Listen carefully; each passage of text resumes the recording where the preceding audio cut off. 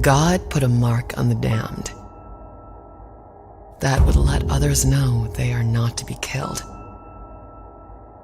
Anyone who harmed the damned would be punished 7 times over. The damned were hidden from God's presence and forced to live out their lives carrying out the punishment of their cursed bloodline. The sin pumped through the veins of one descendant to the next. All bore the same mark. I know that my family carries a cursed bloodline. We were made to face the damned. Our blood makes us special. Our bloodline attracts the damned and gives us the power to fight them. The hunt continues for the one that got away, but my mission beckons me forth. This feeling I have is getting worse. Something pulls me west. I must find out why. I am the last one of us left. The blood of my family runs through my veins, and no one can take that away from me. I am not alone. I am their hope. I promise you. No matter what, come hell or high water, or actual hell itself, I am through with running. Flores Park had better be ready for me.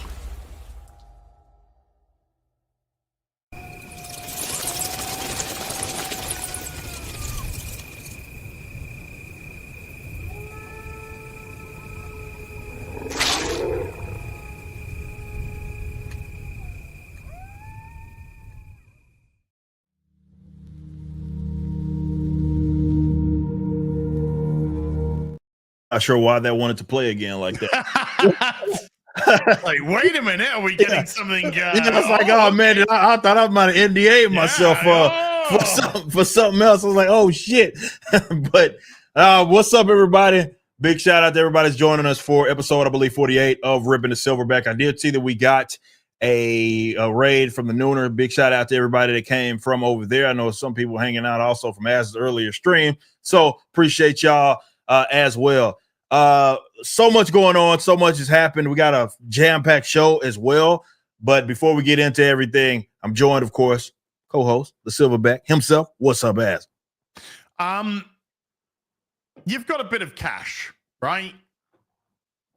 Well, apparently I got a failing company, so I don't know. Okay. You're a failing company and you're in debt, right? Yeah, apparently. But you still got to drive around. Yeah. Okay. Yeah. I don't know. You're looking maybe to pick up a Jaguar. Yeah. Those guys are really. They know how to gauge the markets, don't they? And sell cars. There's not a car in that damn ad. They know how to gauge the market. Yeah, that's for sure. There's no. Or is it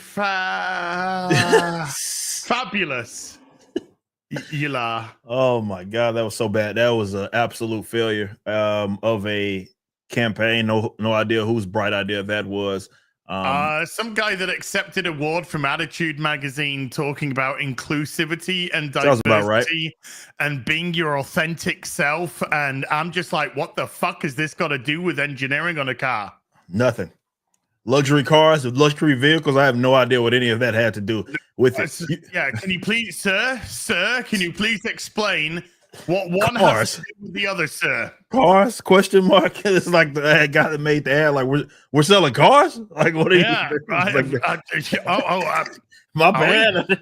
Wasn't aware. Because there's no car in there. Yeah, interesting approach. We'll see if that pays off for those guys. I don't think it will. I'm pretty confident in that. I'm pretty sure there's going to be a plethora of secondhand Jaguars hit the market very soon. Very soon. People who wouldn't be seen dead in one anymore. Yeah, the Bud Light of cars looks like maybe among us, which is crazy. I mean, congratulations to those, but also congratulations to Chuck Dixon and Joe Bennett. I just wanted to show this off. Obviously, a couple of days ago, well, technically yesterday, we ended the Horseman Welcome to Flores Park, our most successful collection thus far since we moved to this new format. Crazy. Over $812,000 in total sales, over 14,000. How many Jaguars could you buy with that? How many Jags? I could buy a few of them, I guess. Of Jags, they'll be a lot cheaper. I could probably buy more than that these days. You might be able to buy the company. I might be able to buy a Jaguar with this money. But no, seriously, guys, you guys showed up. I've seen a lot of you guys posting not only your email notifications, but especially guys that are closer to us in Texas, already showing off your books. It's pretty awesome to see. So appreciate all y'all that got in on that. And it's nuts because Bloodruth is just popped off, and that is about to cross over $500,000 in total sales. So, man, Rippaverse family has been showing all kinds of love as of late. It's an exciting time right now, and I just wanted to say again, I thank you all for that continued support, man, because that was nothing to sneeze at, man. This has been massive for us. Chuck's about to get one hell of a royalty for this, as he deserves. And big shout out to Joe Bennett. They are already working hard on some other material, man, so you won't have to wait long to see the Horsemen again. But books are going to start arriving. I know a lot of y'all, definitely if you went with 2-day shipping, and got in on like early in day one, a lot of that stuff is going to be happening today. I did want to make sure that I highlighted the announcement that, as you guys know, if you're in Canada and you take advantage of our Rippaverse International shipping, which takes advantage of basically getting you guys local rates, Canada Post is on strike, which we found out yesterday. Yeah. So obviously there's going to be some delays there. It has nothing to do with us. Blame Canada. Unfortunately, as the guys over at South Park have said, this is going to be another one of those cases. As we're also figuring out alternatives as well. I know we put out a memo that said if you did want to accrue the fees, duties, and stuff and go a different route, we'll do that for you. But until further notice, this is out of our hands, man. We have your items ready to ship, but the guys decided they wanted to quit. So not quit, but they're on strike or whatever. And never mind trying to sort that out. You want to sort out that fucking dark mode. Which is the most ironic thing I think I've said already. Yeah. Sorry, Canada. By the way, fuck Canada. But it sucks. But no, seriously, guys, go ahead and do your reviews as those Horseman books arrive. You may end up in a Rippaverse video. You never know. But appreciate y'all again showing all the love. And now Bloodruth and Achromatic Chronicles Green by Jay there's our focus right now. So you can go to rippaverse.com as well as ripascend.com to get in on those. Like I said, jam-packed show. So I want to get right into it. It's really heavy on the gaming today. But before we talk gaming, I just want to, we'll be short here, but I think as highlighted this. So She-Hulk, if you look, got removed from they don't have it in the Park Place. The promotional graphic actually is right here. Let me pull that up real quick. As you guys can see, they replaced She-Hulk with Deadpool.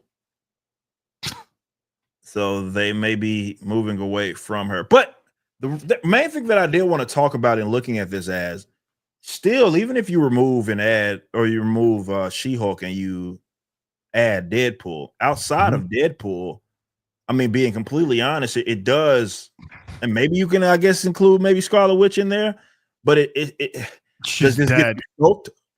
Well, that's also true. But does this get you stoked on like being dead serious as far as the state of the Marvel Cinematic Universe? This is really what they're putting their efforts behind these characters that you see right here. Obviously, the main one being the upcoming movie with Captain Black Falcon, American Man, and that's going through another round of reshoots. That's crazy. Not even kidding. Out in February. Yeah. Oh. Does it get pushed back again? Does anyone give a shit? That's also fair.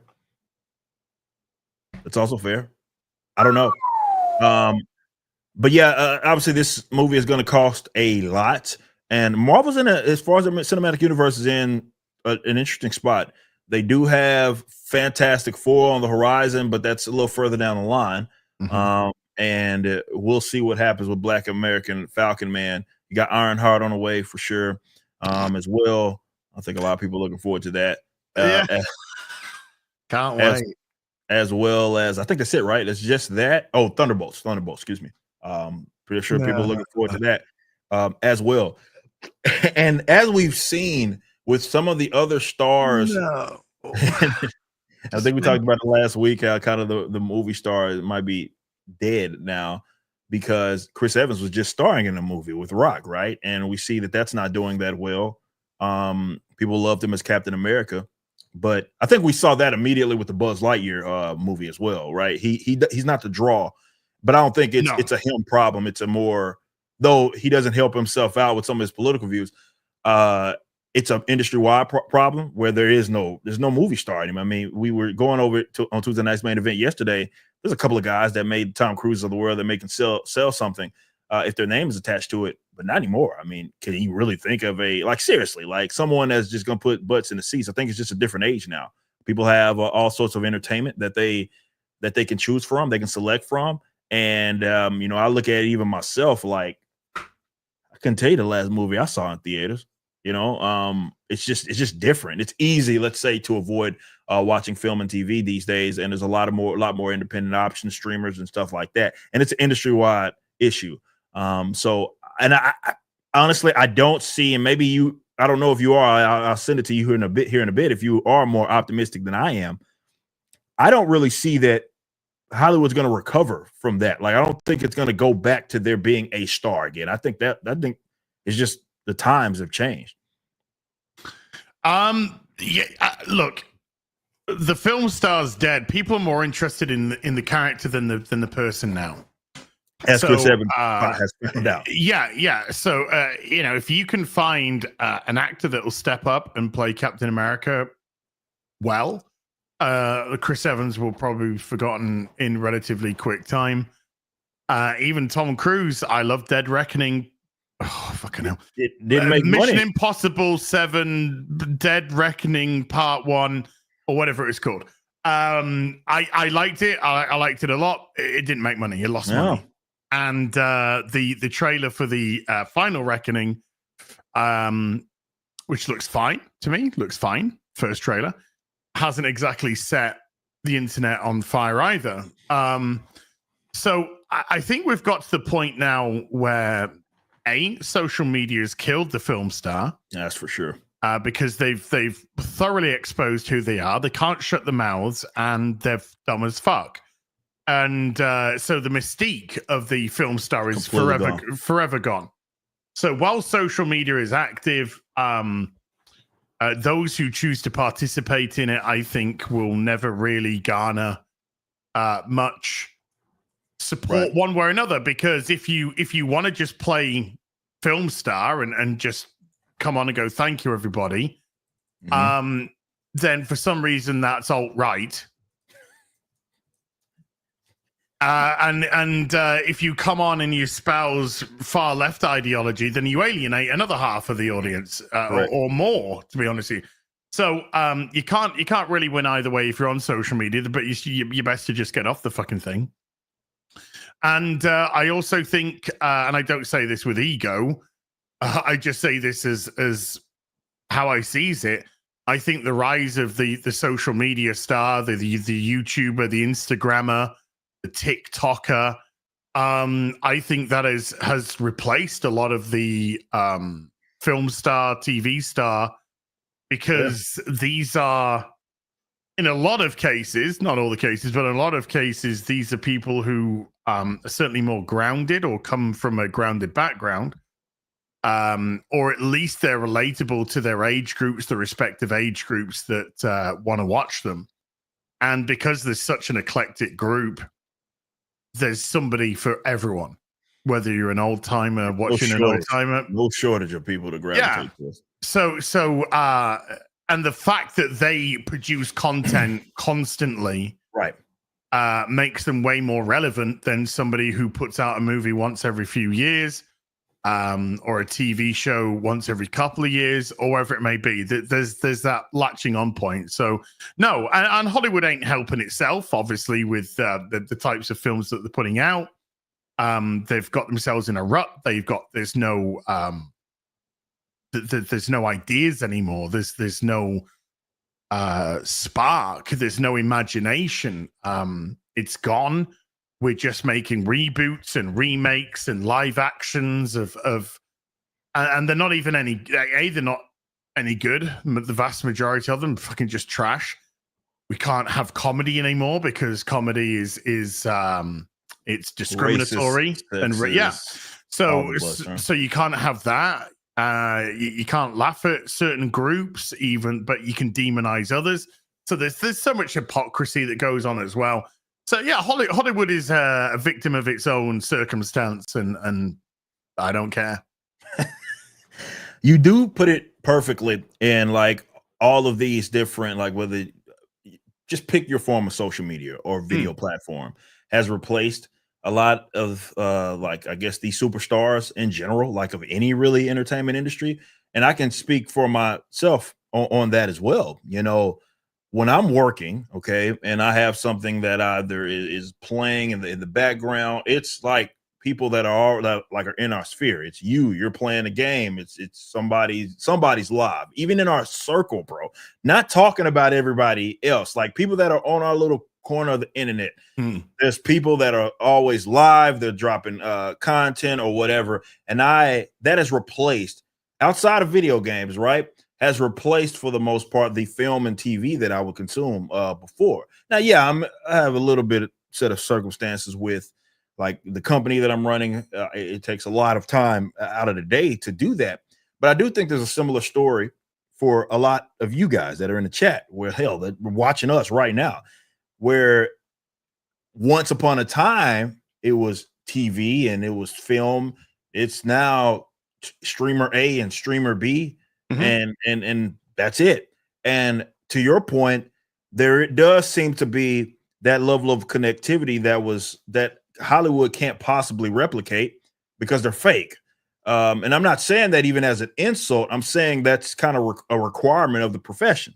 So it almost worked against them. And though nobody actually saw that coming, a dog sitting in front of the light. I don't know why she does that. She thinks it's like a sun. She likes to sit in the sun. So she's just sitting here in front of the light like it's a sun, and it's not, girl. But anyway, you're a crypto. Maybe it's a super dog, but no, they have that level of connectivity. Hollywood doesn't. They show that they didn't during the pandemic, if you will, when they tried to also jump into YouTubing and other things, and it was just bad. It was just not good. It was not relatable content. So I don't know if there'll ever be a recovery. I'm willing to put my money on that there's not going to be any sort of recovery because the times have just significantly changed. And I think everybody's holding on to this kind of old and broken, archaic model. But, you know, congratulations. A lot of that stuff, I think it would have been a far more, at least for your future, for their future, a more conducive like outcome, I guess, towards a more positive future if social media, if they didn't use social media as just their like sort of mega horn. And now we know exactly who these people are, and people are a little more definitely in this economy. They don't have to give money to people that hate them. They just won't. And it's the mystique is gone. To your point, I mean, we've talked about it a million times. This dog and this light. Okay, all right, girl. It's not a son. I promise you. I don't know what she wants me to do there. But okay. All right, there's this other thing that let's talk into some gaming stuff just really, really briefly. I got a bunch of gaming topics that I wanted to go in. I know Az probably agrees with this. She's standing in front of the light. I know Az probably agrees with this. Wait, what? Yes. That Dragon Age the Veilguard was snubbed. Yes. One of the big snubs in the game awards. Because I don't think it was nominated for anything. At least Outlaws, I think it's one thing. It was a nomination. Oh, it was? Is it like accessibility or some shit? Yeah, accessibility. Yeah. Mm-hmm. Sounds about right. Because that's what Outlaws. Yeah, there was easy access straight up Uranus. Yeah. But let's read this. Come from Polygon, the world-renowned, highly respected journalist over there at Polygon. The Game Awards aren't known for much in the way of shock and surprise, and so it proved with the 2024 nominees a fairly well-rounded list, which most of the year's best reviewed and best loved games got some love. But there was one title very striking for its almost complete absence. No. Dragon Age the Veilguard. No. The Game Awards voting jury snubbed BioWare's latest game in a series of key categories where it would have been expected to compete. No. It secured just one nomination for innovation in accessibility. And look, I'm not gonna pretend like I know exactly, because that has to do with a lot of various different things. Hearing and all these sorts of things that they're prioritizing. Colorblind settings and all that is I'm willing to bet what they're referencing there. And these games nowadays, they have entire departments that are dedicated for this. They're seeing a lot of resources in that side, right? The whole game was accessible. Yeah. Because you couldn't do anything. You couldn't do anything without your companions telling you what to do exactly before you'd done it.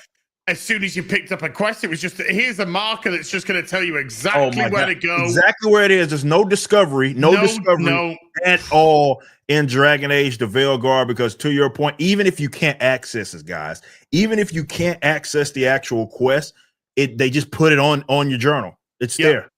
It's right there. It's journalist mode from start to finish. Yeah. It's so annoying, man. For sure.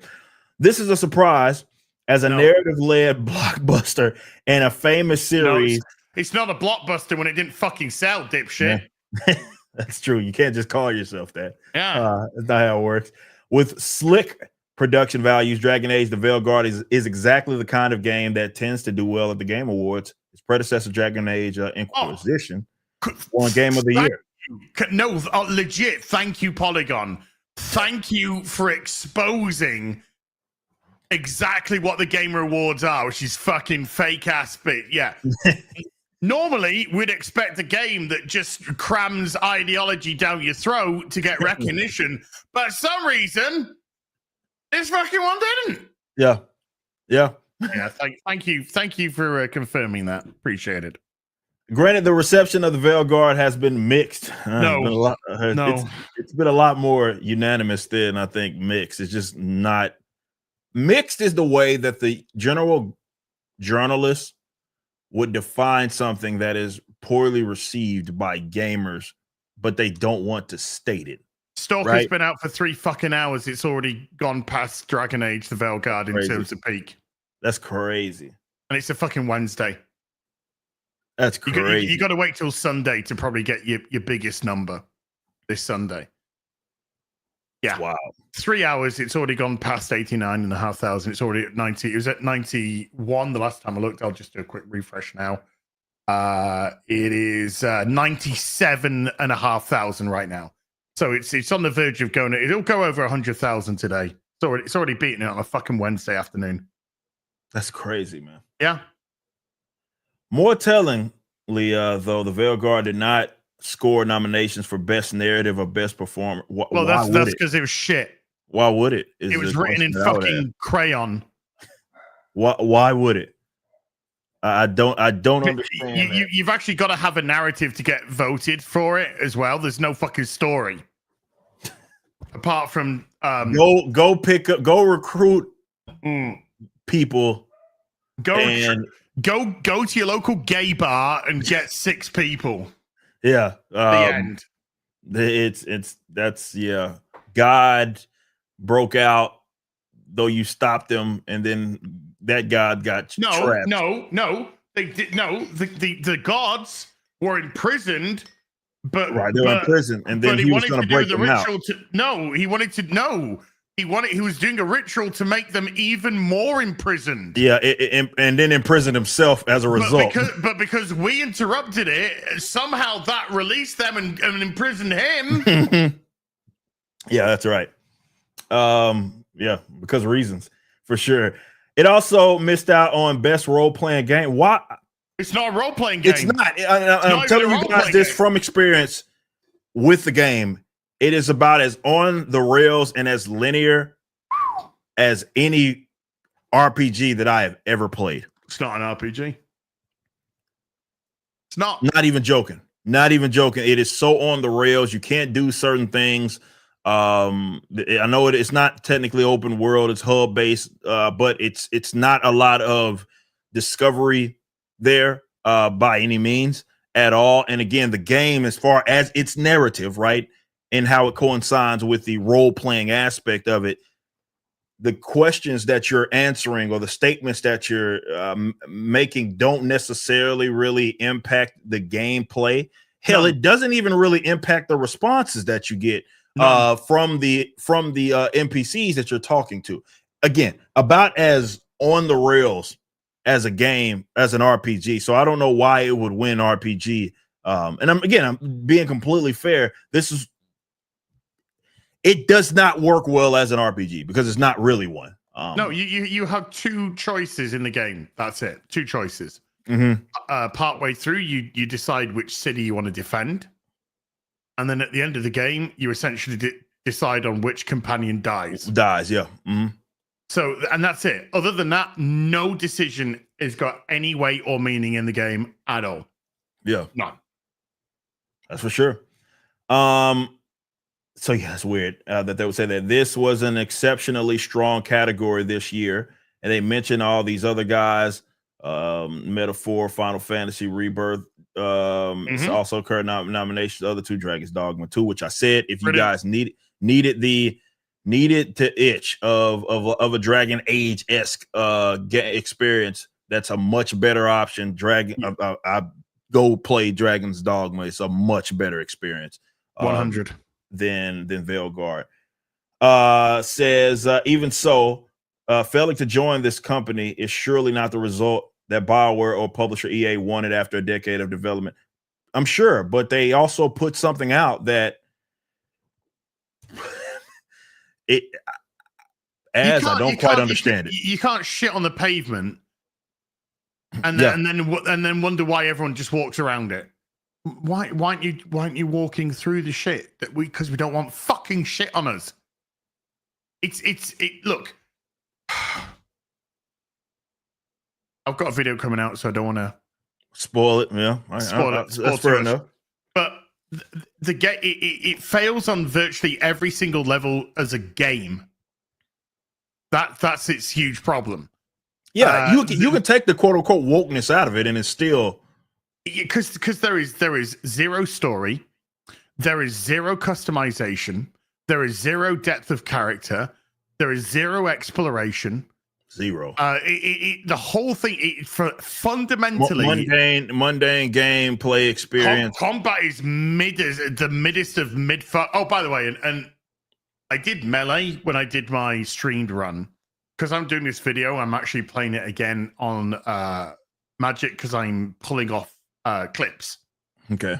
For the video because it's going to probably be quite long.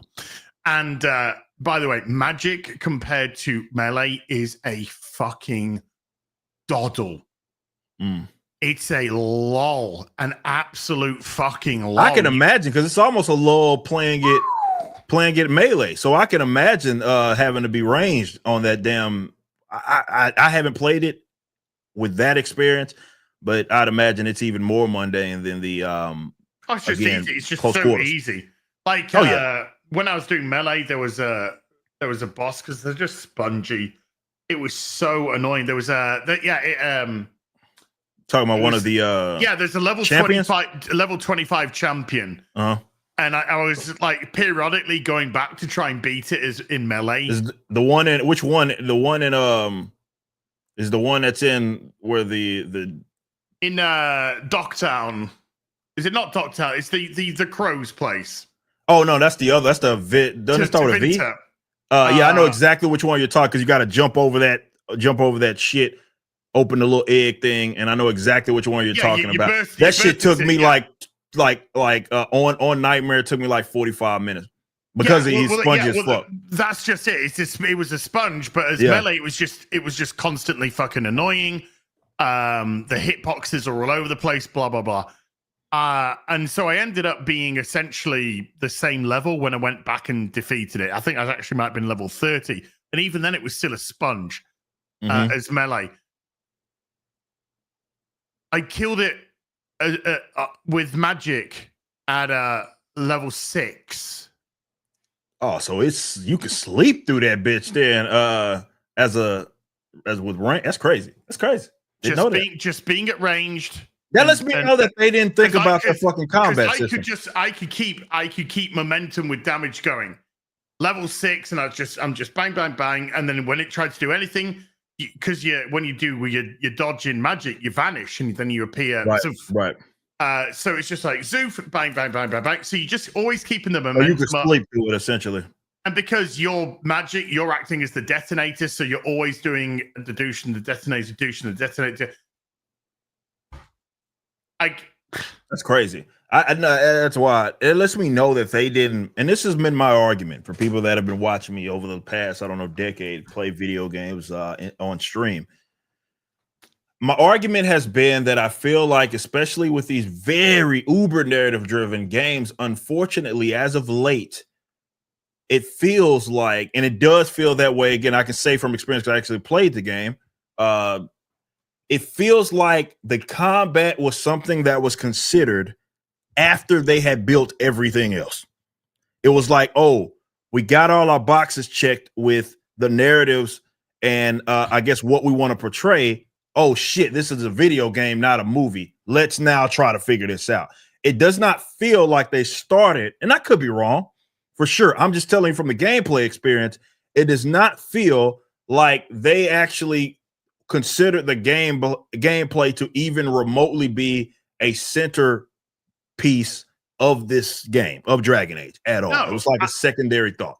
I said on my stream today, again, I'm not trying to, this is only a tiny portion of the video, so I can say this, but when I did my stream run, I streamed as a they, them, non-binary because it came out that if you go by some sort of alphabet wonkiness, it actually gives you more options in the game. It allows more romances, it allows more options in terms of dialogue and all this kind of stuff. So I did that on purpose. When I'm doing this magic run behind the scenes, I rolled very purposely a male he him. Even though when you say male, it's a he him because you don't need to fucking say your goddamn pronouns. But I specifically did a male he him. When you get to the point in the game where you go to your room and you put down the mirror, it still asks if you want to go into gender identity. And if you go into gender identity, all the options again are just I'm a trans. Yeah. Like I said, that to me feels like that's what, it doesn't feel that way. It is that way. I don't have to say it feels that way. That's clearly what they focused on and prioritized overall. You're gating dialogue, you're gating romances, you're gating content behind the necessity to choose trans as an option. Essentially, the Corin Bush, that dude, just made a validate me simulator, and they come from Sims, and it probably plays like a Sims game. There's nothing to it, But it's just to validate my way of life simulator.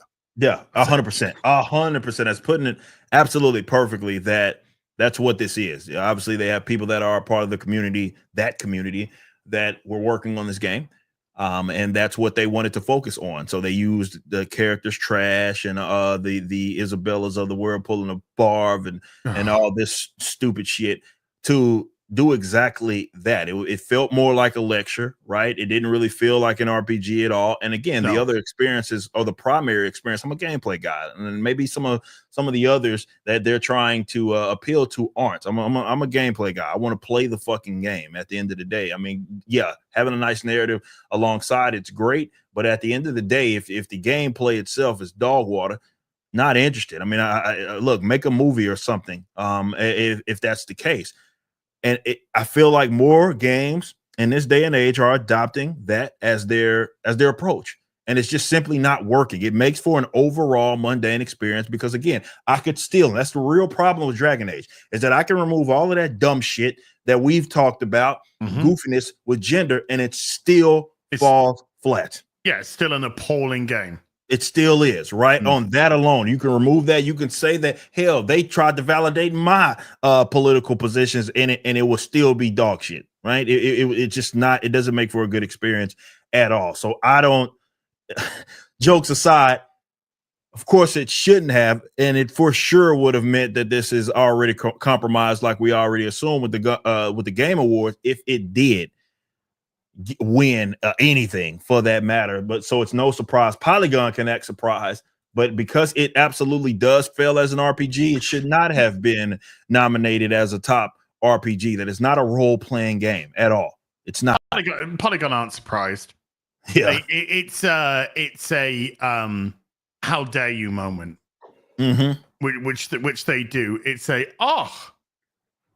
how dare you betray the alphabet, and it's not the alphabet communities because it's got nothing to do with being gay or lesbian. It's got everything to do with the T and onwards. That's it. That's what it's got to do with. And the sooner people realize that, the better. Because it's an organization which is being co-opted by. I mean, I don't even know what to call them, to be quite honest with you.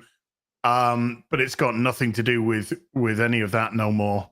And whatever it is, it ain't that. Yeah, this is a shot at the Game Awards. This is a how dare you moment at the Game Awards by Polygon, again, a magazine that is just espousing this shit. They don't care about games. They know the game's shit. They all know it's shit. You know. Nobody's in denial about this fucking game being shit. You might lie, you might give it a 5 out of 5 or a 9 out of 10. But the articles are already beginning to come from those magazines where they're backtracking on certain things. Yeah, like IGN, get some guys in there that backtrack a little bit because, again, the general audience just isn't buying this shit. And look, there was once upon a time that's how it operated with anything mainstream. You had those access guys, and they more so dictated, right? And it's unfortunate that it was that way for so long, but they dictated what was good. They dictated what the audience was supposed to like, right? For the most part. And in some cases, I guess because that was all that we were exposed to, it worked. Right? They set the tone. Hey, this is a great review. It's awesome. Things have fundamentally changed, and that people can give this a great review. They can give it a 9 like IGN, and nobody's buying that shit at all. Nobody's buying it. In fact, we're telling you that you're full of shit.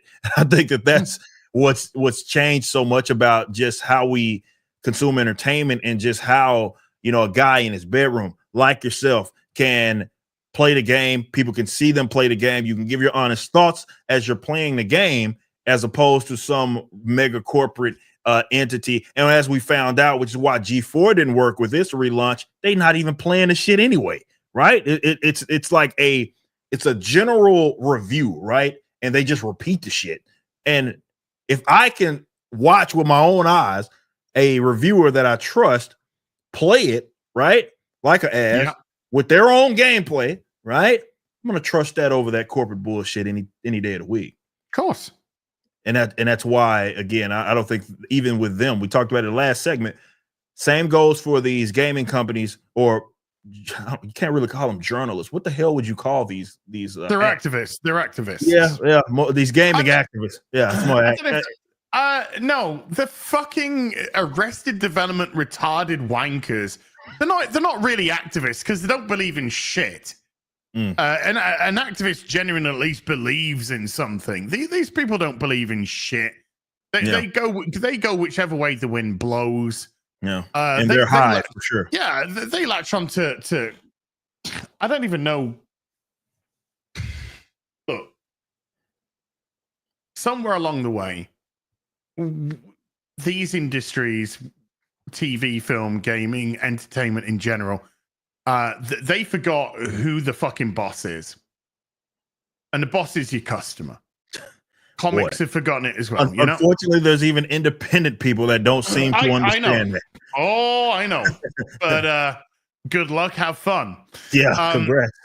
But your boss is always your customer, because if because your customer's paying, they pay.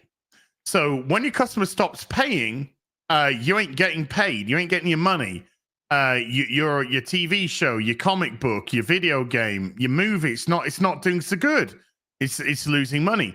So what do you do? Well, if you're losing money, I need to adjust to accommodate my customer. No. Oh, you're not giving us your money anymore. No, I'm not. Well, you're a fucking racist. Yeah, you're a bigot. You're a homophobe. You're white supreme. I'm black. Doesn't matter. You're still a white supreme. Okay.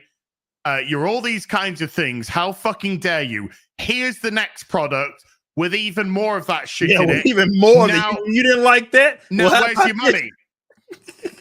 We're gonna give you more. We ain't gonna give you less. We're not gonna learn from what the customer said. No. How did they not give us money this time? We told them they were a piece of fucking shit for not getting the first one. We put the second one out. Where's the fucking money? And then they don't do it. And so I don't even know. So Access Media goes, hold on, don't worry. Hey, we'll take it from interference. Here. We'll take it from here. You fucking racist, white supremacist, homophobic, misogynistic pigs. This is the kind of shit that you should be fucking gobbling up. How dare you? You're vile. You like orange people that are bad, probably, and stuff. And disgusting, disgraceful. Right, we did it. Okay, lovely. So we're gonna put our next one out. Okay. Fuck you, wankers. Here it is. Buy it. No. What is going on? I don't understand. We keep getting our funding, so we're doing something right because the funding keeps coming in for it. We've been told this is what they don't care. Yeah, they're not interested in entertaining. They want to create entertainment. This game wasn't Dragon Age wasn't made to entertain fucking anyone. It was made. Well, we know exactly what it was made for. It wasn't to entertain. I guarantee you know the scene where she sits down and she sits down and she goes, so I'm non-binary. And then the mum's like, what the fuck does that mean? Yeah. It's like, well, it means I don't feel like a man or a woman. Well, if you're not a man or a woman, who are you then? Non-binary. I just said it. And I'm going to go by they and not she anymore. Right? I'm willing to put a lot of your money on the fact that scene was the whole basis that they surrounded the game on. I'd agree. That was the first. We know it. We know at minimum that was why Trash was created. Yes, that's it. But I think that was there's nothing to that character, by the way. That character is asshole, straight up. Fucking cut the head off. Yeah. Please, thank you for doing it. So you did me a favor. Trash is a dog shit character by itself. But that's what happens, right? When you create that character to specifically just be representative of the ideology, right? Of whether it be the person that created Trash or the people that you're surrounded by or the people that you're trying to signal to. That's the only reason that Trash exists. And that's why Trash is so fucking shallow. Yes. There's nothing to this fucking character at all. It's terrible. They solely exist for that scene right there. Yeah. To tell people that, hey, you're non-binary, and that's the only reason why the character exists. I'm willing to bet you money as that fucking scene was created before that fucking character. I can guarantee you that. 100%. Because it's Corinne Bush's coming out story. It is. It's their coming out story. Where in 2020, at 36 years of age, they went, fucking hell, I need to get on this grift. And they sat down with their family and they're just like, I'm non-binary. And they're just like, what's our gay son saying today? And the dad's just like, don't fucking look at me. I'm so fucking done with this shit. And so the mom's like, oh, fine. So okay, this all right, Dylan Mulvaney. What are you this week? Well, I'm non-binary. I just said it. I'm gonna go by they instead of and I'm gonna start wearing dresses and invade women's spaces. Yeah, and that's how the conversation went. And they just wrote it down. Because I'm a sexual predator. And that's exactly how it went. And they wrote it down. And then they went, right, this scene is gonna be in my video game. And then he went, hey, do you want to take over Dragon Age? Because nobody wants to touch this fucking piece of shit. It's got the barge pole. What about you? And I'm just like, yes. And then they went, boom, and they made that scene. Yeah. And they said, what about the rest of the game? And they went, what game? Game? What game? Game? What are you talking about? What do you mean?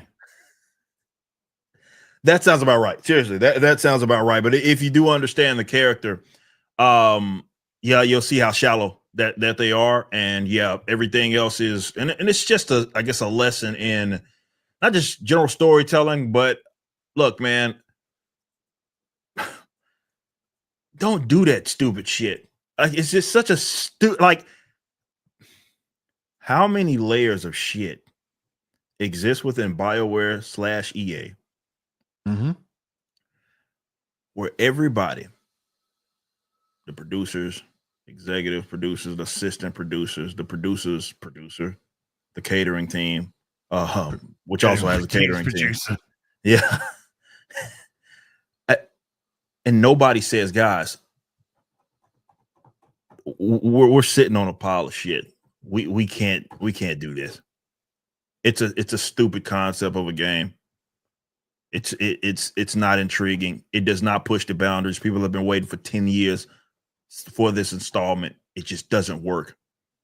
I'll tell you why. It's because it's Murder on the Orient Express. They all did it. They're all in on it. Everyone had a stab. Yeah. That's this. That's how compromised that they are. It's the industry is the victim. And they all came in and they all stuck the knife in, and it's all complicit.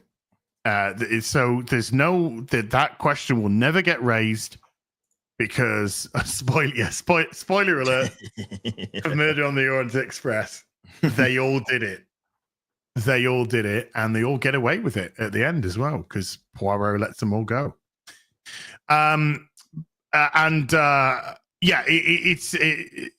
No one's there to correct because the diversity of thought has gone, and therefore what they call it toxic. What do they call toxic positivity? Yeah, nobody's allowed to. Chat's just like spoiler alert everywhere. Nobody's allowed to question these decisions, as we've already seen. They're more interested in witch hunts as to who is speaking out, who is leaking, because of course that's to them the sin. Yes, the sin is we're all in on it. This is us. This is how we all feel. This is our ideology, and it's not, because there's people that actually do want to make games, and I reckon there's probably a bunch of fucking great people within EA, Ubisoft, BioWare, Activision, Blizzard Entertainment, CD Projekt Red. I bet you there's a fucking truckload of really good, hardworking people that just want to make great games, and they don't want to speak out because they know if they challenge any of this, they You're are going gone. to lose their job. You're gone. It's an industry of fear. It's a disgusting, despicable industry that has been taken over by ideologues, and I don't even think genuine ideologues. I think men who in 2020 decided, yeah, do you know, if I'll have way more power and control if I do put this dress on and this wig on and call myself these pronouns, and I think they're everywhere. And I think that's why when you go past the T in LGBT, it gets very insidious from there on in. Because it's a sword and a shield. It's a weaponization of this ideology, and it's not their fucking money, so they don't care. They don't care because they'll walk into, as well as we've already seen, the head writer has just walked straight into Mass Effect 5. That's what they've done. They just moved them across to Mass Effect 5. Or Trash Effect 5, as I'd like to call it now. Because Mass Effect 5 is going to have all of the shit in as well. It might be worse. Because it's a more modern setting, too.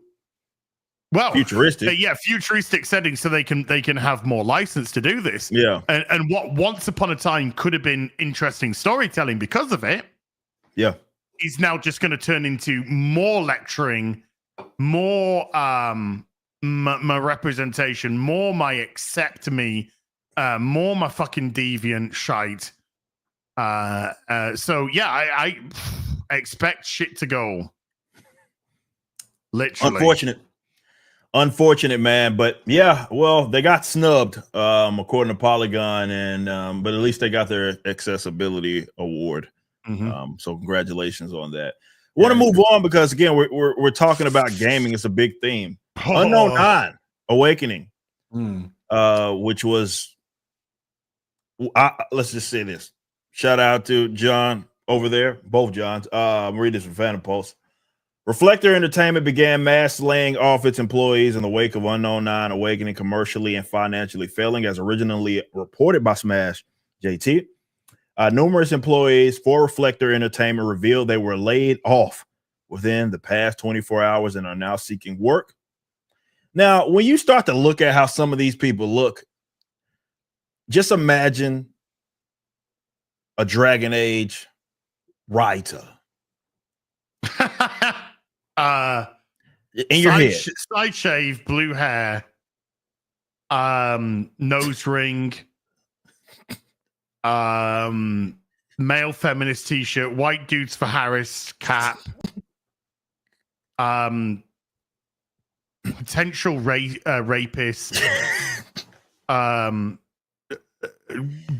FBI need to go all over their PCs immediately. Yeah. Immediately without any hesitation. That's pretty accurate, and I'm going to tell you that's how they all look. You nailed it. You'll see them here. Crazy. One former employee, a dev QA tester by the name of Lee DeSormo. Lee. That's Lee. Lee. Okay. I don't know if that's a birth name. No, it's a shroom name, but who has the rainbow flag in their banner image and claims they them pronouns on LinkedIn. What does rainbow shit have to do with getting jobs? Asked. Everything in today's industry. I guess probably shouldn't have asked that. I could have answered that myself. So to be fair, I guess that's how you get the job, especially in this industry. So, but on a serious note, what does it have to do with games? Well, nothing. It's got about as much game as a poke. No, not a thing. Yeah. Hi everyone. I'm seeking a new role and would appreciate your support. If you hear any opportunities or want to catch up, please send me a message or comment below. I'd love to reconnect. And this is Lee. Yeah. Who was formerly working with Reflector Entertainment. And you have Sean D, who was a lighting artist at Reflector. Hi everyone. Sadly, I've been affected by the layoffs at Reflector, and he's currently looking for a new role as a lighting artist. Dude, I got some laundry that needs doing. I mean, real fucking dirty, crusty gussets that need scrubbing. I'll pay you $1.50 an hour. You have Kyrie, who also uses they them. Of course. Hi everyone, looking for a new role in the games industry. Dude, that is a fucking picture on America's Most Wanted. That is what you see on the fucking news by the side of you when they say we're looking for the sexual predator last seen outside of the local infant school. That's not a fucking real picture. That is a mugshot. What dev QA or taking advantage of new training in Unreal to the beginning a development role. You need training. You need training in what a man and a woman is. Thank you in advance for the connections, advice, or opportunities. So yeah, Kyrie is this person again. Not sure if that's a birth name or not. No idea. No. The brand manager is also out of there. I'm shocked. Layoffs. Well, why would you have a brand manager when you got no fucking brand? So check this out. So they're looking for a new role, and this is what gets me about these types of games. Again, this suffered the same fate as all the other DEI shits this game did. But new role in marketing or social media. So obviously they utterly failed in that department, right? So if I'm looking seriously, not even joking, right? I get it. You have aspirations to want to work in a given industry for sure. Totally understand. But when you have a project that is an absolute fucking disaster, right? in a specific department, right? And now you're trying to get hired in that same department. If I'm in the games industry, unfortunately, it does not work like this, as we were just talking about. I'm seeing, okay, so you worked with Reflector. Got you. They just pumped out this dog water. Okay, got you. Now it absolutely failed, and you want to be brought in to do the same thing that you were responsible for doing for a game that just was an absolute failure. I've linked the Steam numbers. Let's take a look real quick. Okay, hold on. Why in the world can I not see it? What the hell? It's down to there. It is. Gotcha. Okay, got it. 285 all-time peak. That is disastrous. This is a game that was tens of millions, potentially 100 million, but it's tens of millions at least.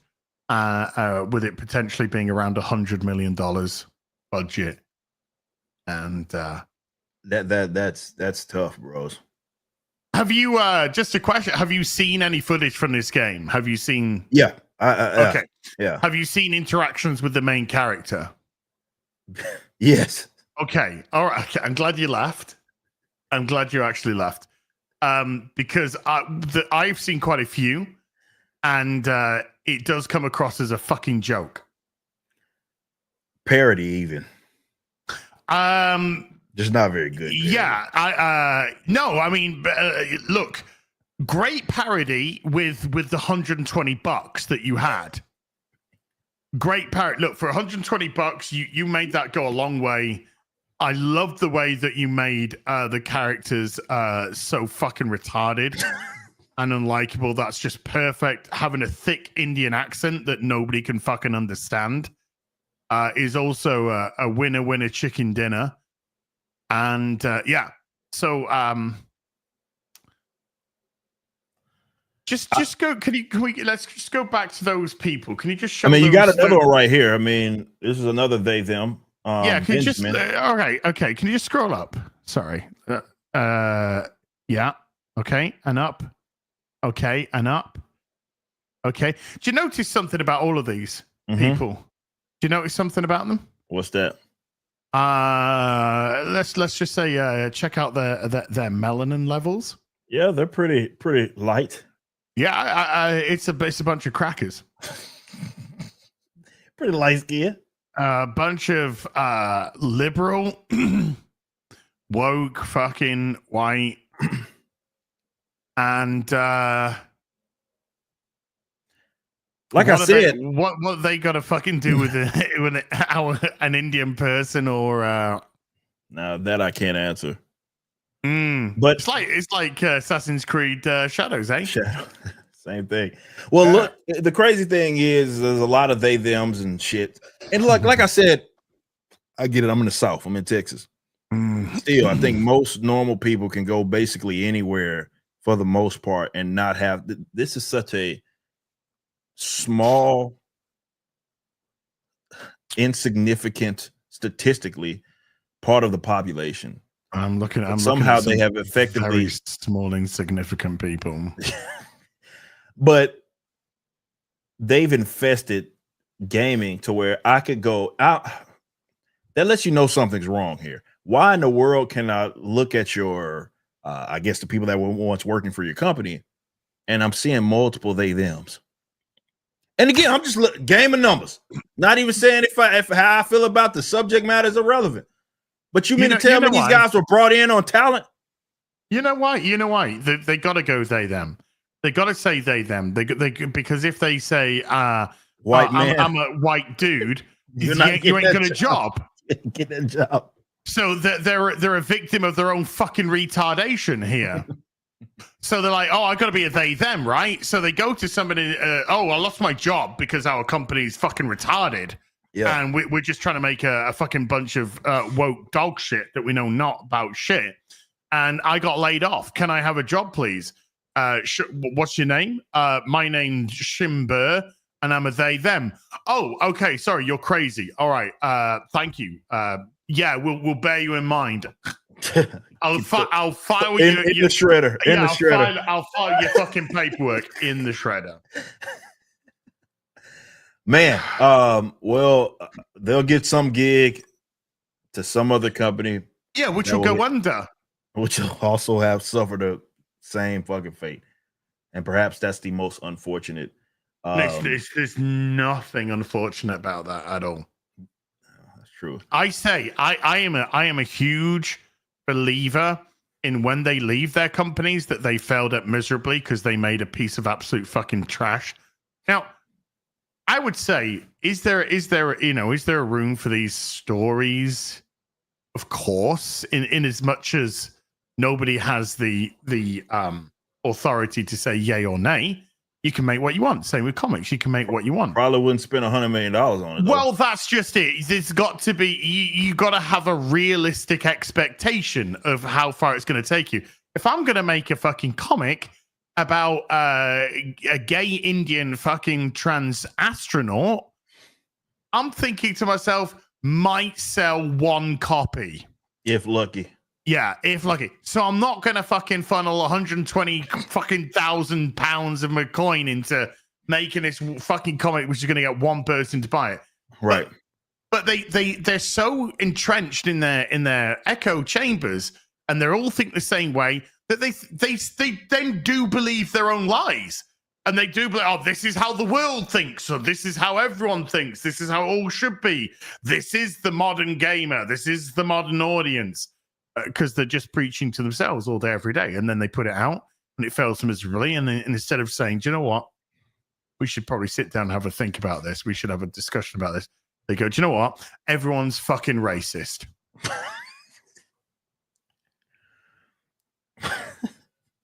Yeah. What a solution. And that has never worked at all. And speaking of just this, got another one for you. Another one of Az's favorite games. God, which still has not made its money back. Alan Wake 2. Alan Woke. Yeah, Alan Woke 2. The game's so bad that Mauler and I both gave up. Couldn't finish it. Couldn't do it.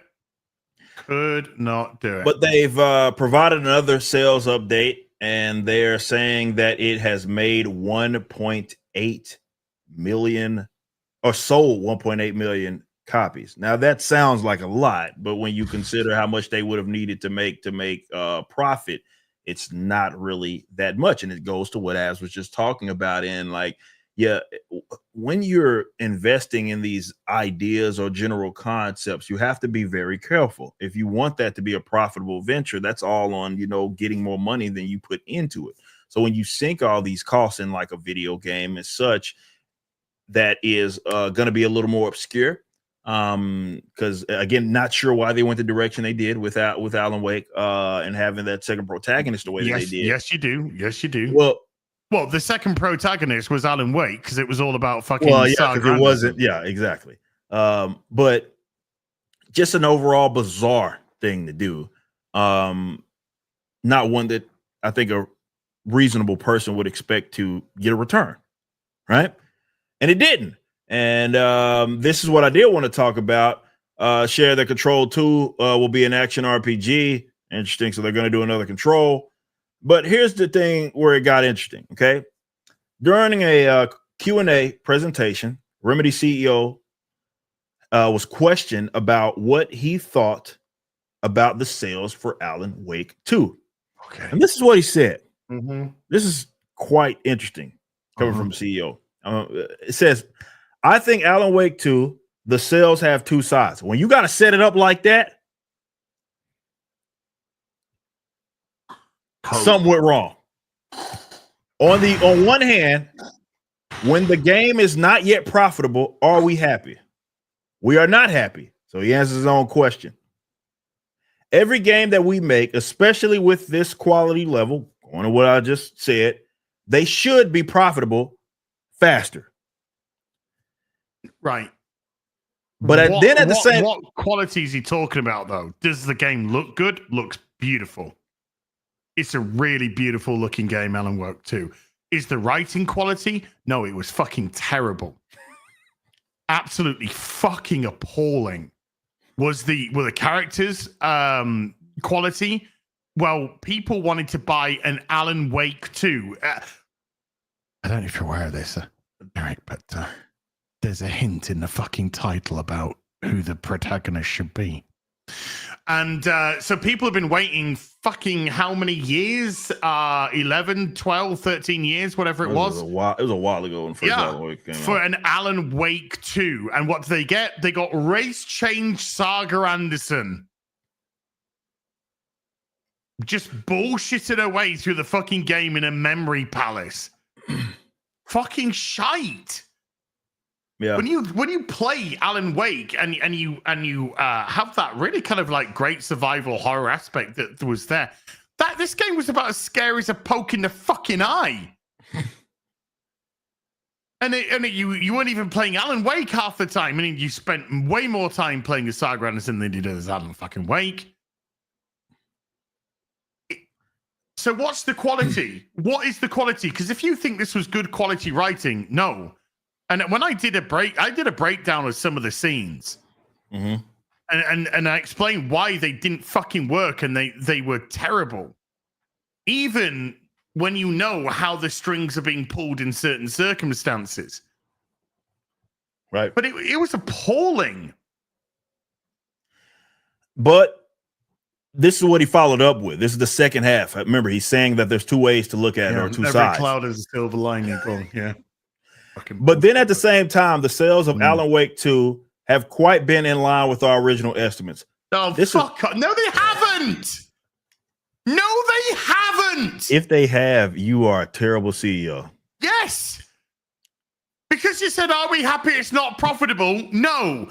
Yeah. But that's what your projection was, according to you. You fucking idiots. Come on, man.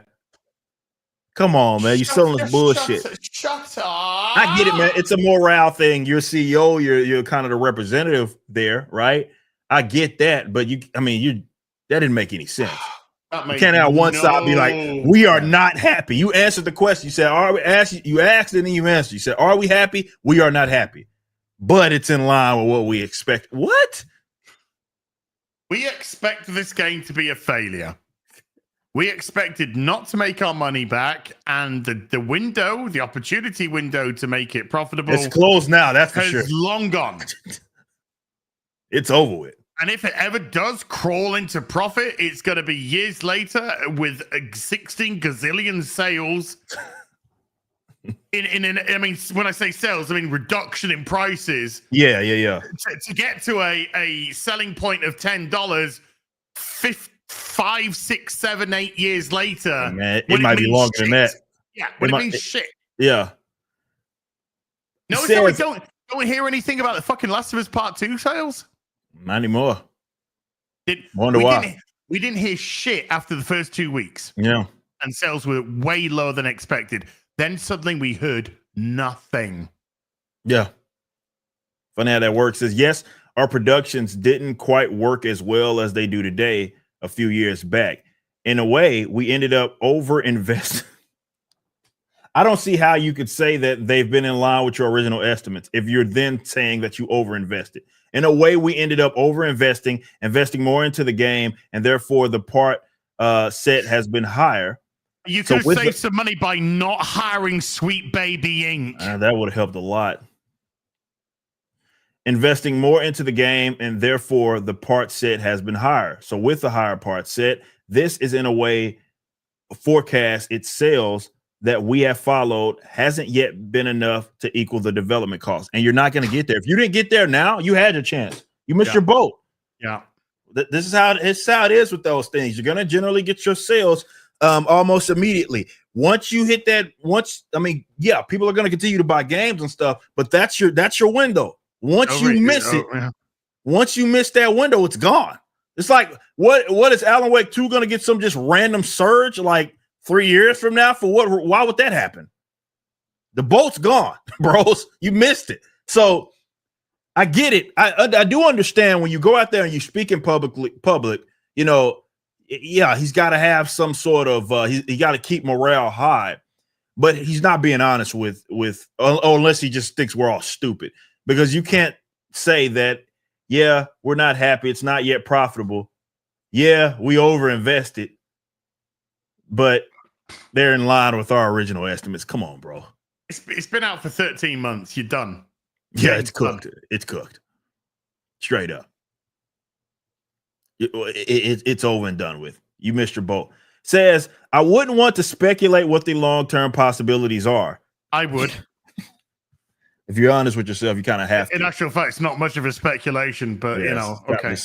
Speaking the obvious or pointing out the obvious there. Our business cases depend. What? Go ahead. This was an Epic Store exclusive, wasn't it? I can't remember. It didn't come out on Steam. Put it that way. It didn't come out on Steam. So if it does, I don't know if there's like an 18-month, whatever it is, and then it can come out on Steam.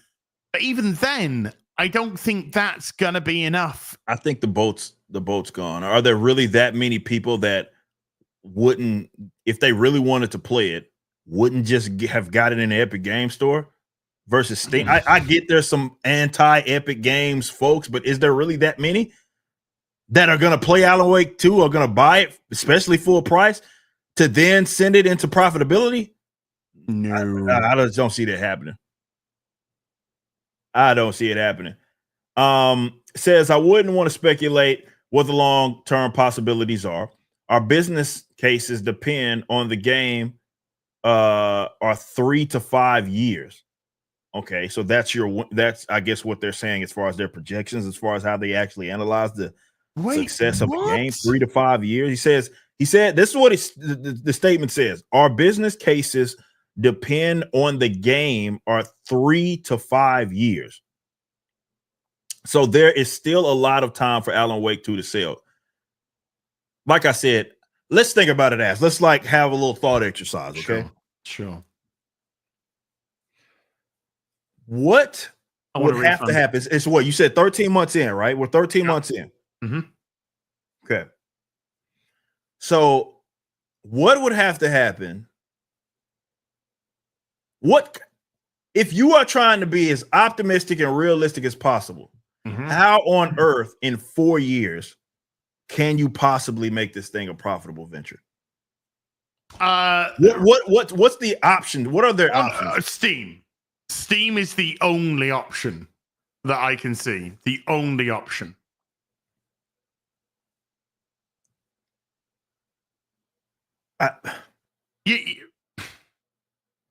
Control actually has a good reputation. Okay. Right. So I can see why Control would sell and still potentially sell. Particularly, one of the things that I got told the most when I was playing the Alan Wake playthrough in chat was you need to play Control instead because it's way better than this shit. This doesn't have a good reputation of a game. And that's what he, to your point, I want you to continue on, but just that next sentence, that's what he mentioned. He says that we have seen Control over 5 years has sold 4.5 units. This isn't going to sell another 3 million copies, ass. No. For it to get to Control level, that's impossible. That's impossible. That's what it would have to do. If you're going to use that as an example, like, okay, Control, which is far better received, in 5 years it sold 4.5 million. Right now, you sold in 13 months, you sold, if the reports are correct, 1.8 million. So you're talking give or take 3 million to a little. I don't see that happening. Little over 2 million, 2 to 3 million. Let's just say that. I don't see that happening. Control was a new. It's linked within the Alan Wake universe. Yes. But it was a new franchise. It was a new, thing. People have been waiting 12 odd years for Alan Wake 2. Mm-hmm. There was a lot of hope and hype around it getting its sequel. Yes. And then it came out, and then all that died because it was shit. So you've successfully managed to take something that was exceedingly hyped that could sell exceedingly well and kill it. Should sell with a really poor game. But you were too busy blackfacing Saga Anderson and then pushing her to be the main character of Alan Wake 2 because Medea... Just a stupid decision, all around dumb decision. More I think about it, more retarded it is. Making the men in the game just fucking retards, having a boss validate her and tell her that she's a way better detective than I'll ever be. And even though I'm your boss, you're the lead on this investigation, and just putting people into silly situations where they have to apologize because, oh my God, I didn't realize you're a woman. Just nonsense fucking crap. People wanted to play an Alan Wake 2 game. They wanted Alan Wake returning. They wanted to see what was going to go on at Bright Falls. They wanted to see what the next sort of iteration of this Twin Peaks-esque franchise was going to deliver. And it delivered DEI and ESG, and people went, oh, just fuck off. Right. That's what it delivered. John, I believe, wrote it, brings up a great point here where it says that basically in the past 10 months, only sold 500,000 units. Right? Again, is it, I get what Az is saying, that would be his only way out. Is going to be, okay, it gets put on Steam or whatever. But and maybe I'm wrong. Maybe I don't understand the buyer habits enough. I just can't see. I'm just looking at it from what could get sales. Yeah. And Steam would get some sales. How many, I don't know. But where else are the fucking sales going to come from? An Epic Store sale? No, not really. A reduction in the console. It's already on sale in for discount in the Epic, so that's not. Well, that's just it. But if people have got consoles, what they're doing, they're buying it fucking secondhand for fuck's sake. Right. Not buying it brand new. Right. So if it's going to be a fresh sale which goes into their coffers, then it's got to be a digital sale. True. Which has got to be Steam or Epic Good Store. point. Epic Store's not happening. And I don't think there's going to be enough to do it on Steam. And if it's got 1.8 million sales in 13 months, I could see this being around in 3 or 4 years, probably 2.1, 2.2 tops. Okay. Which still makes it a non-profitable game. A very non-profitable game. Yeah. Yeah. I don't see this going anywhere close to Control's figures or numbers. Yeah, I don't see it happening. I don't see it happening. Well, good luck to those guys over there, and I don't think you're getting Alan Wake 3. No. Just don't see it happening. And that, I tell you see, that is what is very frustrating for fans. I fucking loved Alan Wake, the first game. It is fucking brilliant, absolutely brilliant. It was a great story. It was really atmospheric. There were some wonderful little Twilight Zone nods, Twin Peak nods, all the, these genres sort of mixing in, meshed kind of, you got a little bits of Max Payne sort of hints. There was like Easter eggs. Yeah, it was cool as fuck. And I still have in storage a sealed 360 collector's Alan Wake edition. I love it. And there was a lot of expectation. There was because Alan Wake didn't sell back in the day how they wanted it to sell either. But it got such a cult following and a fan following, and it seemed to do pretty well in Steam sales that gave it momentum that eventually they greenlit the sequel, which gave fans like myself so much like, fuck yes. It's like that moment when Shenmue got its third, when it got crowdfunded to get its third. And it was just like, it was such a feel-good moment. And so to hear Alan Wake 2's getting its sequel, you're just like, fuck yes, particularly with the way that it ended and Alan being trapped and all this kind of stuff. And so so how do you repay those fans? Realistically, if you got a fucking brain in your head, you make the best Alan Wake story that you can possibly make, right? Whatever that means. And what do we get? We get DIE fucking Blackface Saga. That is a spit in the face. That's not a thank you for everyone who's kept Alan Wake fucking alive. Thank you to everyone who bought it, that continued to buy it, that allowed us to push a sequel out. Everyone that supported Remedy Games, that's allowed us to go ahead with this. It's a big spit in the face. Oh no, we've hired some fucking DI consultancy firm who said you need to make this fucking blonde, blue-eyed Scandinavian woman black, and then make her the fucking lead of the game, and stick her in a fucking retard palace where she just makes shit up in her fucking head, and that's suddenly the right answer for some fucking reason. Yeah. To everything. Stupid as fuck. Meanwhile, Alan's going to play second fiddle all the way along because toxic masculinity. It's just piss on them. Just get your fucking dick out and just piss on your customers. Because that's what you're fucking doing. And so all that hype, all that goodwill, all that excitement that was built up around this release of Alan Wake 2 12 odd years after the OG or so. And you're just so deflated. I was really wanting it. My alarm bells were going all over the place with all the fucking Saga Anderson shit. But my heart was just like, just be a great story. Just be a great story. And you start, it's just like, oh, God. And it's just written in fucking crayon by fucking idiots. And it's just like, yeah, thanks. It's unfortunate, man.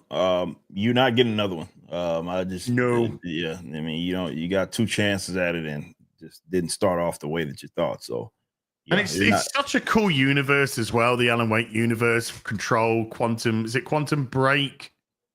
Chat, is it Quantum Break? It's got so many like cool intertwining aspects of it that. And no, we'd rather waste our money hiring fucking sweet baby. Fuck faces, a complete scam company who are race hustlers and they fucking know it. And we're dealing with a bunch of probably white liberal white guilt twats who are more than happy to throw the money at them and do whatever they fucking want in the name of inclusion and diversity. And it's just fucking. It's just a story, and you move Alan Wake to one side, and then you say Star Trek, and then you move Star Trek to one side, and you say Star Wars, and you take Star Wars to one side. And this is This is happening to all of them. Happening to all of them. Makes sense. You're cooked, mate. You're cooked. Stick a fork in yourself. You're done. It's unfortunate. It's not unfortunate. It's not unfortunate. Another thing that I wanted to go over real quick, because I know Az for sure had a big presence here back in the Gap. And there's been some interesting developments in the streaming space, right? With Twitch, you've seen that some people, for like the same views, or they're not bringing in as much ad revenue, and you're hearing these rumors about companies that are supposedly fleeing. You got Hassan Piker over there. Apparently, people are saying that he's the reason. Says as they discover the advertising revenue generated by their channels was significantly lower than expected, with some reporting decreases as high as 95%. And there is a video here. We're not going to watch it, but I believe Hassan was, he's blaming Osmond Gold and or stuff, of course, sure, and vice versa. Whatever works for you, buddy. Yeah. And I think that's a lot of it, talking about what he's been allowed to. And this they ran into this is the problem. I'll just kind of explain this. So Twitch ran into this issue where they played favoritism for a very long time. And someone mentioned in the chat about Elon wanting to sue Twitch over this stuff as well. Where they play favoritism to certain type of cats, right? Who were you'd argue, far more controversial, right? At least to advertisers, right? But they had the right politics, like a Hassan Piker, right? Who would say some crazy shit that would get me demonetized in a fucking heartbeat, right? About large swaths of people. Fucking demonetized, deplatform. Some of the stuff that he's been able to say about certain demographics it's just crazy how he's been able to do that for as long as he had been, right? And he's playing a victim now, as to be expected. But the problem that Twitch ran into is that it was always going to catch up to him. That level of favoritism. It'd been one thing if you're like, look, man, I'm gonna let anybody say whatever the fuck they want realistically, and that's just what's gonna have to happen. Kind of what the Twitter approach is kind of now, no matter what side that you're on. But when you played that favoritism, now nobody's coming to fucking save you, man. So now the rumor is that you have these bigger companies who are pulling the plug on, much like what's happened is Apocalypse, right? It's happened to some of these other platforms, are pulling their funding, which is kind of, it went the other way with Twitter, right? Now Twitter, they ran away, we're not going to fund, and now you're seeing like Disney and all those guys going back to Twitter. It has a very high user base. They're going back because they stood their ground. Well, Twitch doesn't have such a luxury because they already played favoritism, right? So they're kind of fucked, right? So I would love to know kind of your thoughts, because again, you used to like I was, right, a partner on Twitch at one point, right? That was like your main platform. In some cases, and since it's kind of it's just there collecting dust. So what do you think about even just the general future of Twitch, which doesn't look bright, at least to me? I don't care. Twitch is look, Twitch is just a piece of shit platform with piece of shit people. Damn. People have been deplatformed for all kinds of reasons. Certain words are banned and blocked because simp and shit like that, all this nonsense, right? Let's just bring it in, fuck it, the whole Dr. Disrespect thing. The funny thing about the Dr. Disrespect thing is the shit which has been going on with the Twitch employees, kind of puts a lot of this stuff it really just kind of makes it hypocritical. Yeah, most definitely. Because the amount of fucking shenanigans and whatnot in regards to pushing certain females and what was required to do so and all this kind of stuff. It's like dirty hands on dirty shit, Yeah. So it's we're going to play moral high ground with this when you're as guilty as doing that kind of shit as anyone else.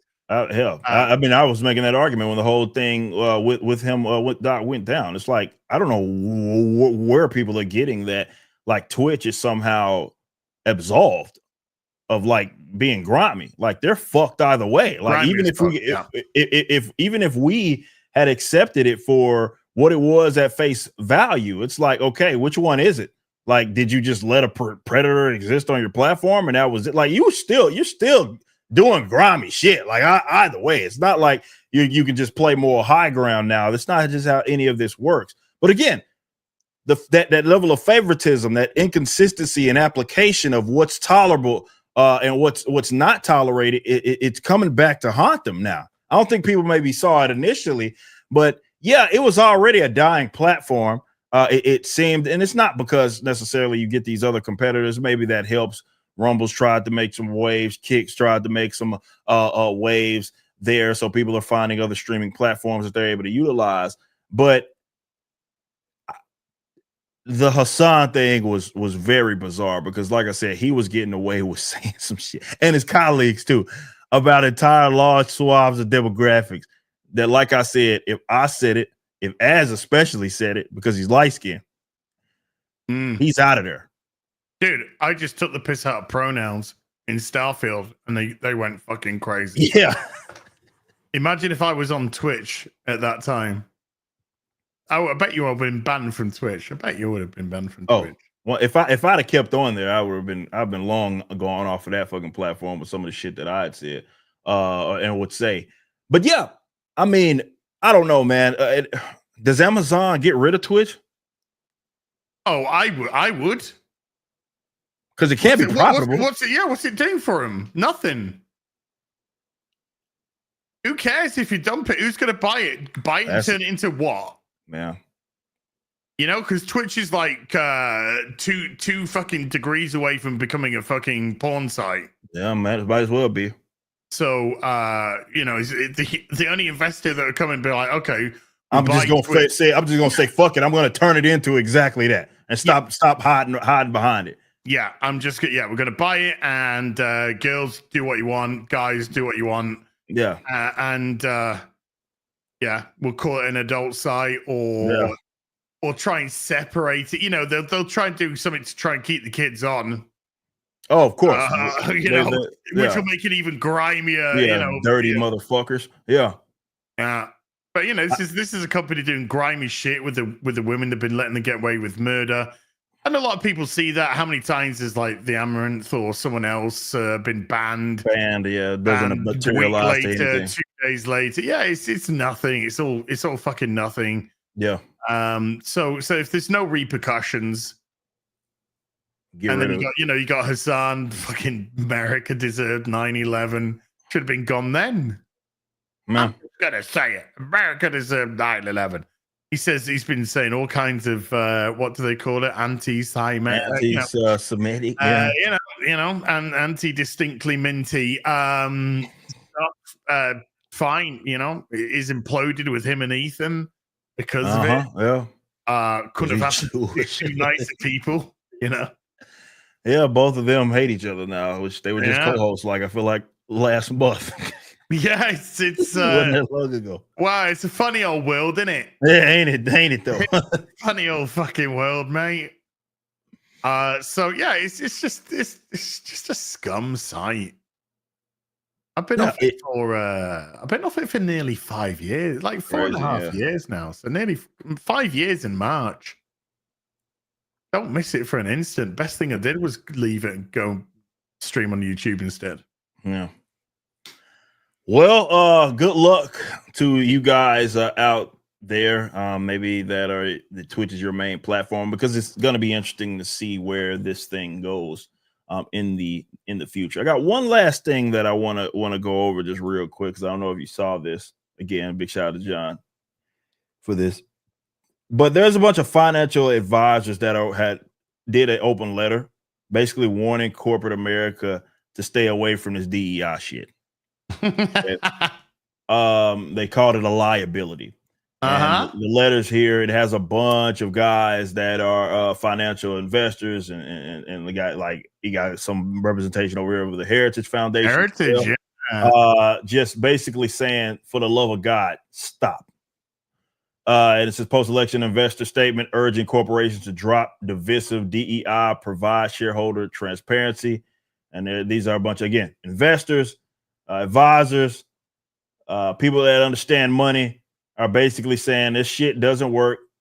Stop. It says that this November, the American electorate overwhelmingly rejected the ideological takeover of political and civic life by narrow-minded identity politics, critical race theory, diversity, equity, and inclusion.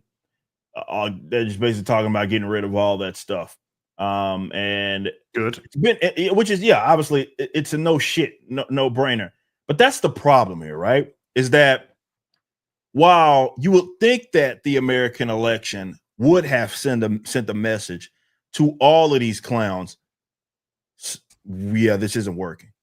Just when you think anybody knowledgeable would say, yeah, guys, it's for sure. If you didn't understand before, you should understand now.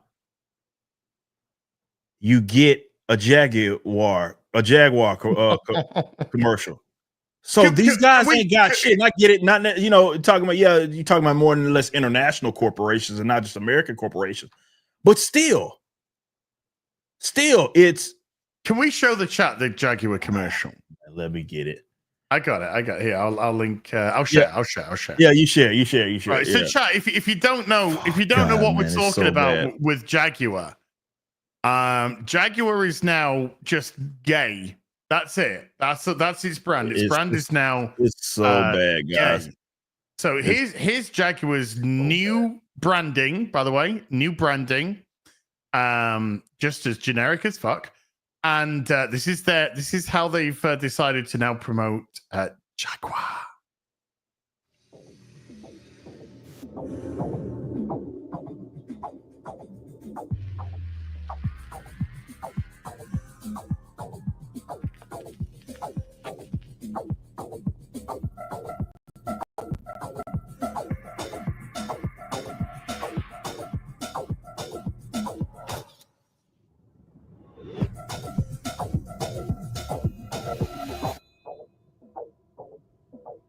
Cigarette you are. Where's the cars? Where's the cars? Cars? Sir, we're not selling cars. We're selling men in dresses. We're selling inclusion and diversity and acceptance. By acceptance, pissing people the fuck off. Didn't you see the car? No. Exactly. So we saw it. You guys saw it. If you hadn't saw it, I know the cringe meter is off the charts right now. I understand. That said, then something like that happens post-election. And so I don't get the feeling that these guys have learned shit. I don't think they have. I do not think, even with the cries of investors saying, hey, it's not working. This is financially irresponsible. It's a liability. When people see this, they get turned off, which means they're not going to be investing as customers into these companies. Stop it, for the love of God. I think your cries are going to go unheard. Okay. I don't want to say unheard, ignored, because they don't give a fuck, right? Like, they hear you. Obviously, they hear us. They just don't care. They don't care. They're not interested. And so you're still, and this is what I said. If you remember, I dropped a video, which I feel like is going to be very evergreen. The day of the election, I had already recorded it before the election, saying that you need to anticipate, despite what you feel is an utter rejection of this stupid shit, expect more of the same goofy stuff, because they can't help themselves. And now they're going to feel like even more inclined to get out there, promote this garbage, because now it's even, they're spiteful, right? Oh, we lost? You sons of bitches. We'll show you. So I expect that you're going to get you more by losing hundreds of millions of dollars. Right. Well, so this is the guy who's in charge of the brand identity, whatever you want to call it, of Jaguar. Okay, so this is what he they them has to say. And at Jaguar, we're passionate about our people, and we're committed to fostering. Sounds like a straight man, by the way. Let me just throw that out there. Very straight. Well, it is the Attitude Award, so I am assuming every single person is gay here. Okay. Let's just take it from the start, because this guy, yeah. And at Jaguar, we're passionate about our people, and we're committed to fostering a diverse, inclusive, and unified culture that is representative not only of the people who use our products, but in a society in which we all live, a culture where our employees can bring their authentic selves to work. And we're on a transformative journey of our own, driven by a belief in diversity, inclusion, creativity, policy, and most importantly, action. We've established over 15 DEI groups such as Pride, who are here tonight in the back. Thank you guys for coming. Women in Engineering and Neurodiversity Matters. We've launched major policy revisions. What the fuck is that? We're gonna fucking mentally ill people are going to make our cars.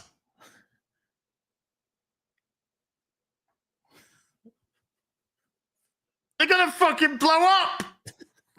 To drive equity and support for our communities, embracing individuality as our superpower. So that is who's responsible for Jaguar. What about cars, ass? What? I still don't understand what you mean.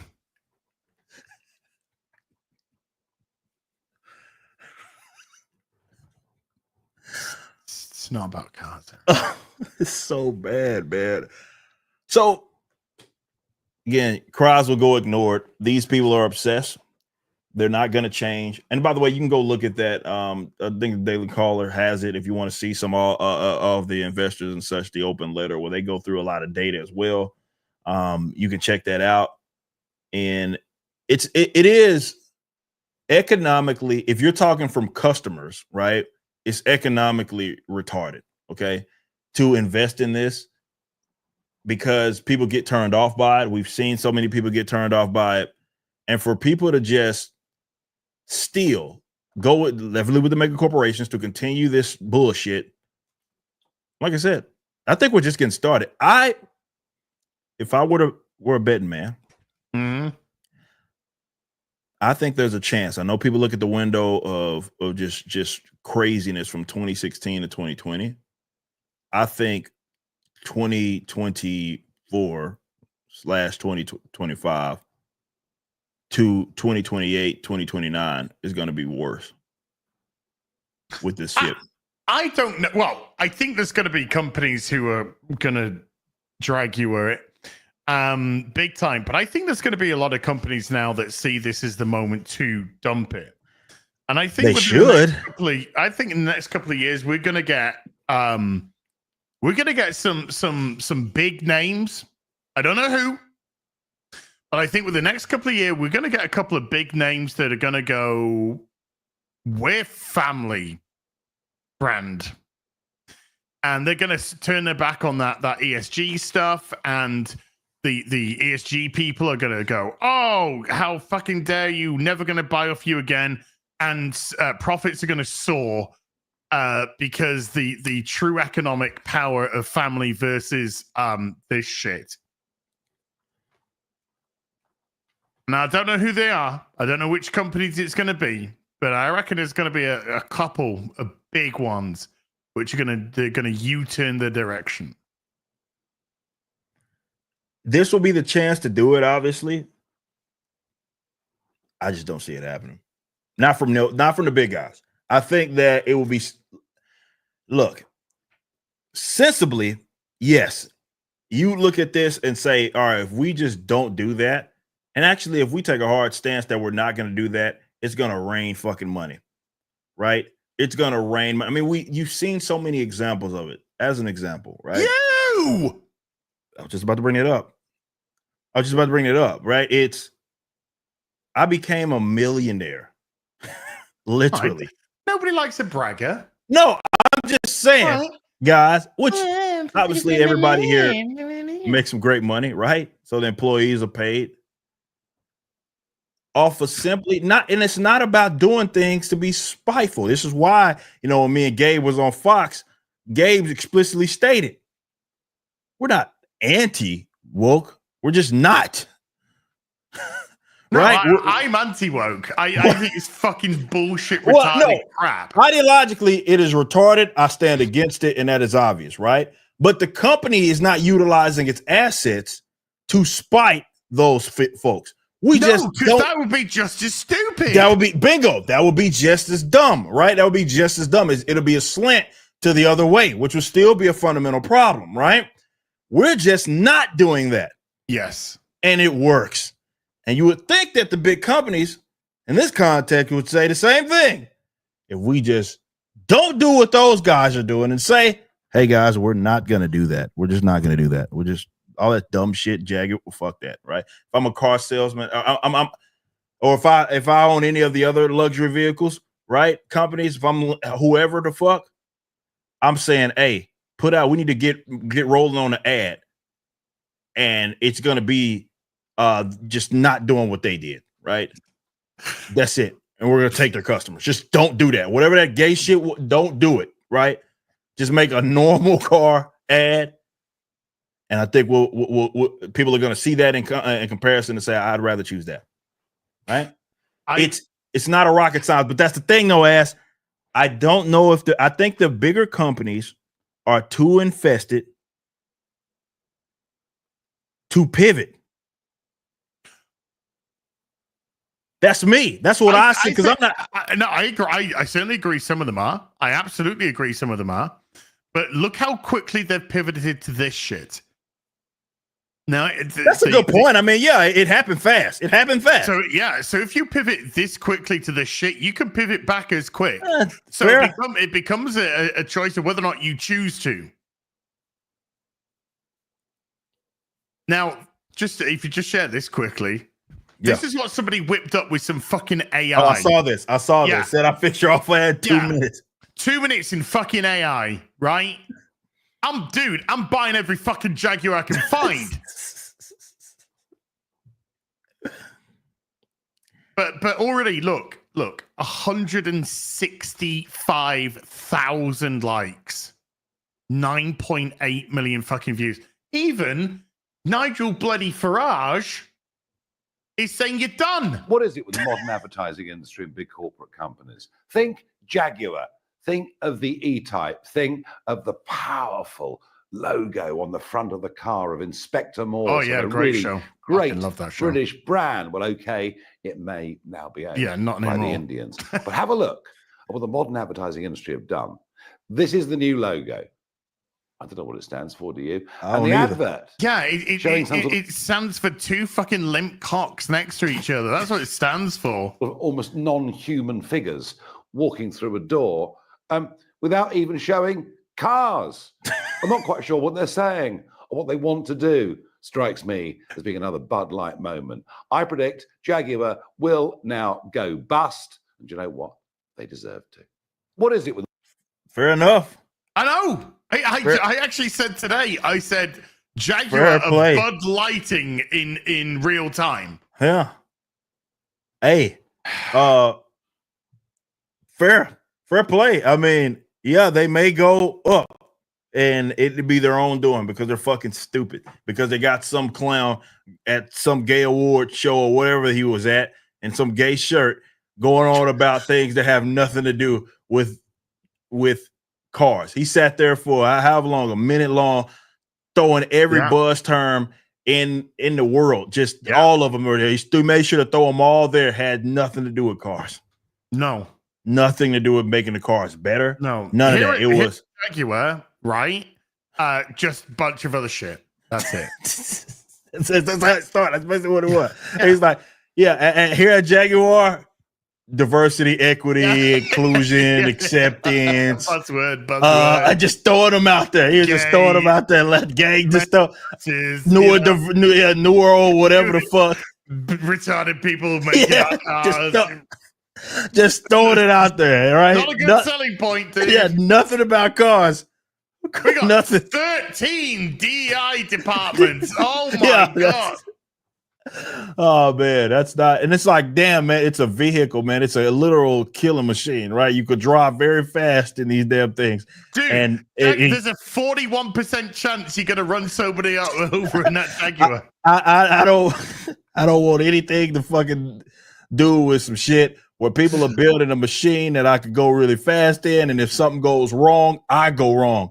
I don't want diversity at all to be attached to the manufacturing of that shit at all. No, at all. I don't want, because I don't give a fuck. I don't care if it's exclusively white folk that's producing the shit. If it's the best guys for it, fantastic.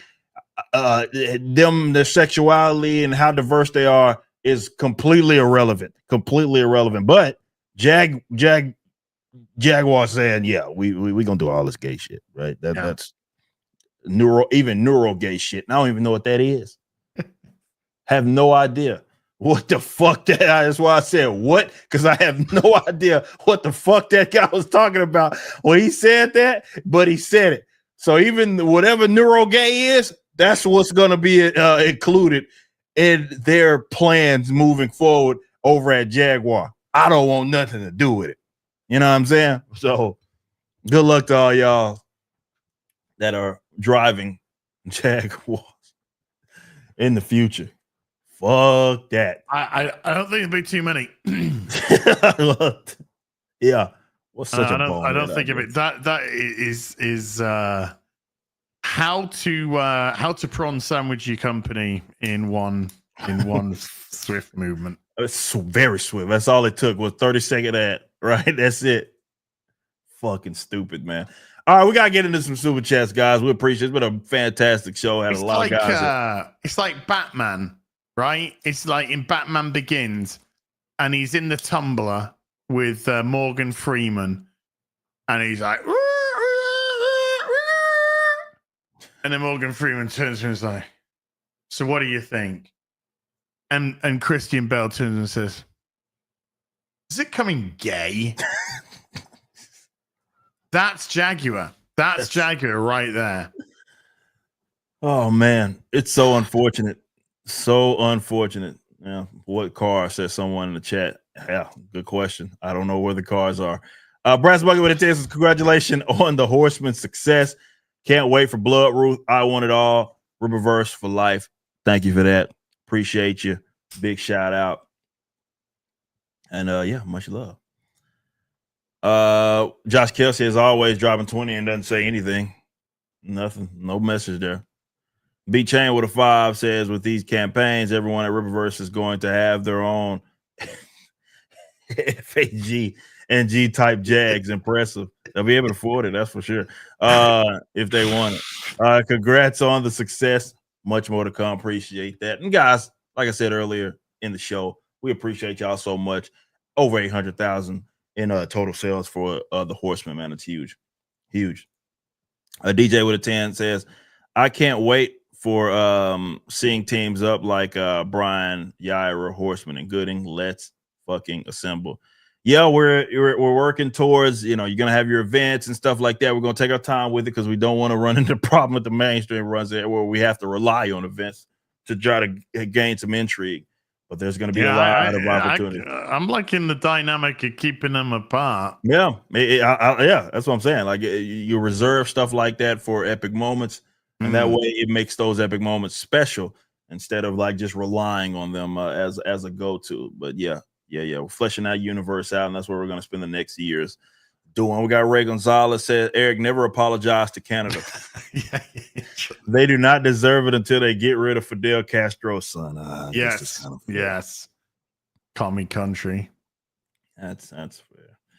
Garfield's Bizarre Vigil with a 5 says, got my Horseman book, cover D all the way. Also, don't smoke crack and don't get stepped on by women at conventions. I just wanted to feel okay.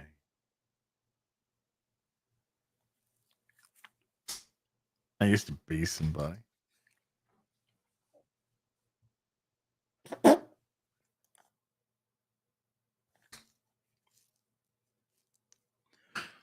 No, I mean that's who I am. Bought me a drink.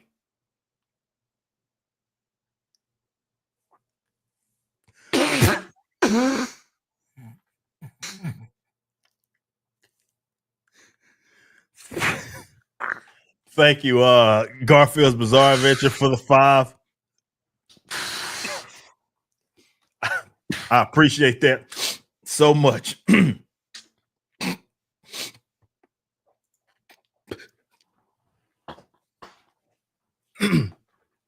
Oh,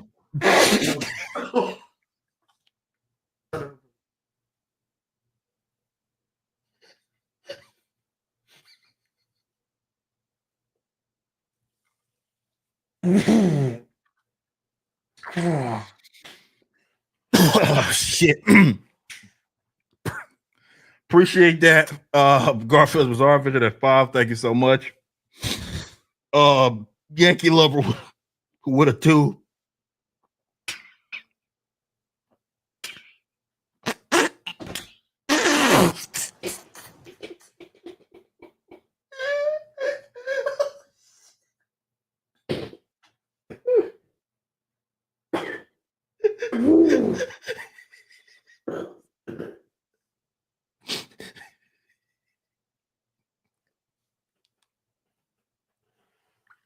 Oh my God, I'm crying.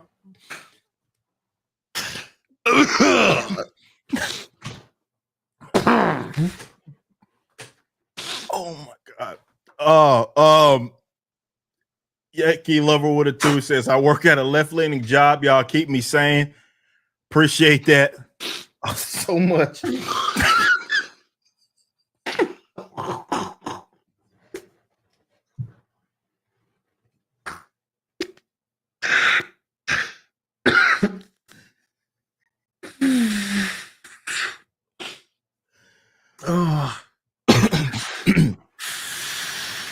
Appreciate that, Yankee Lover with that too. Thank you so much. Moving on to Hope.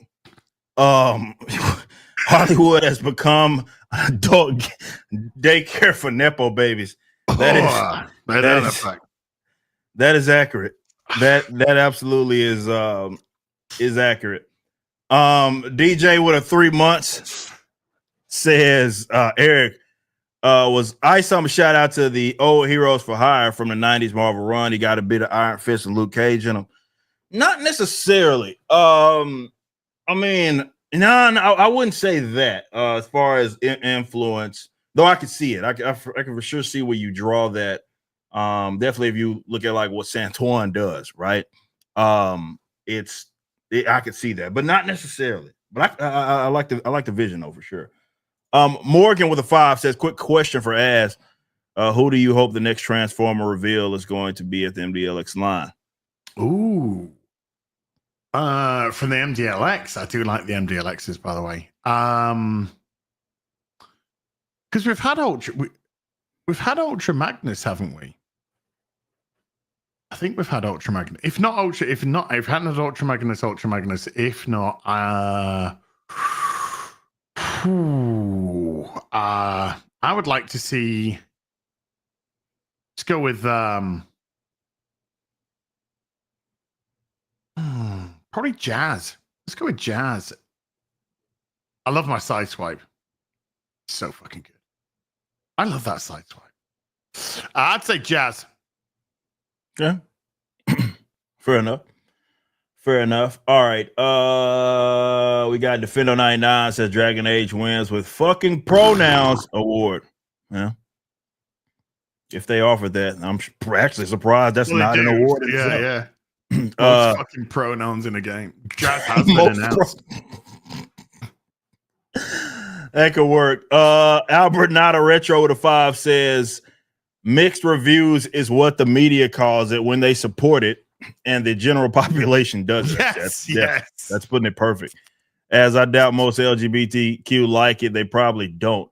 No, Clearly they didn't play it. I even had a guy say, as a gay guy, I would just like to apologize. That's good.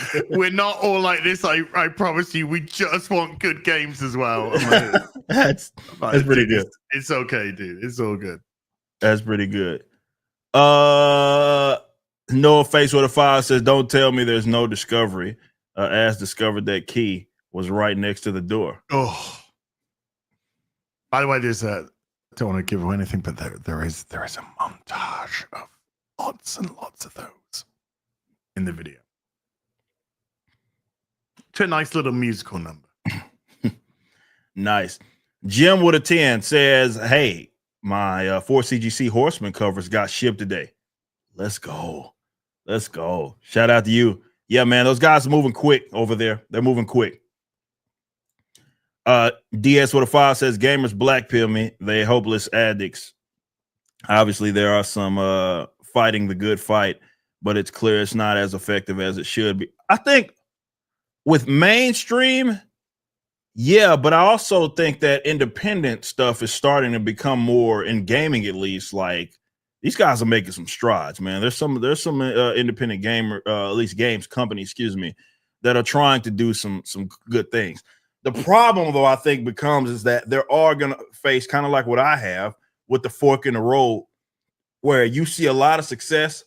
There's going to be a major studio or somebody that's going to try to buy your ass out and tie you down.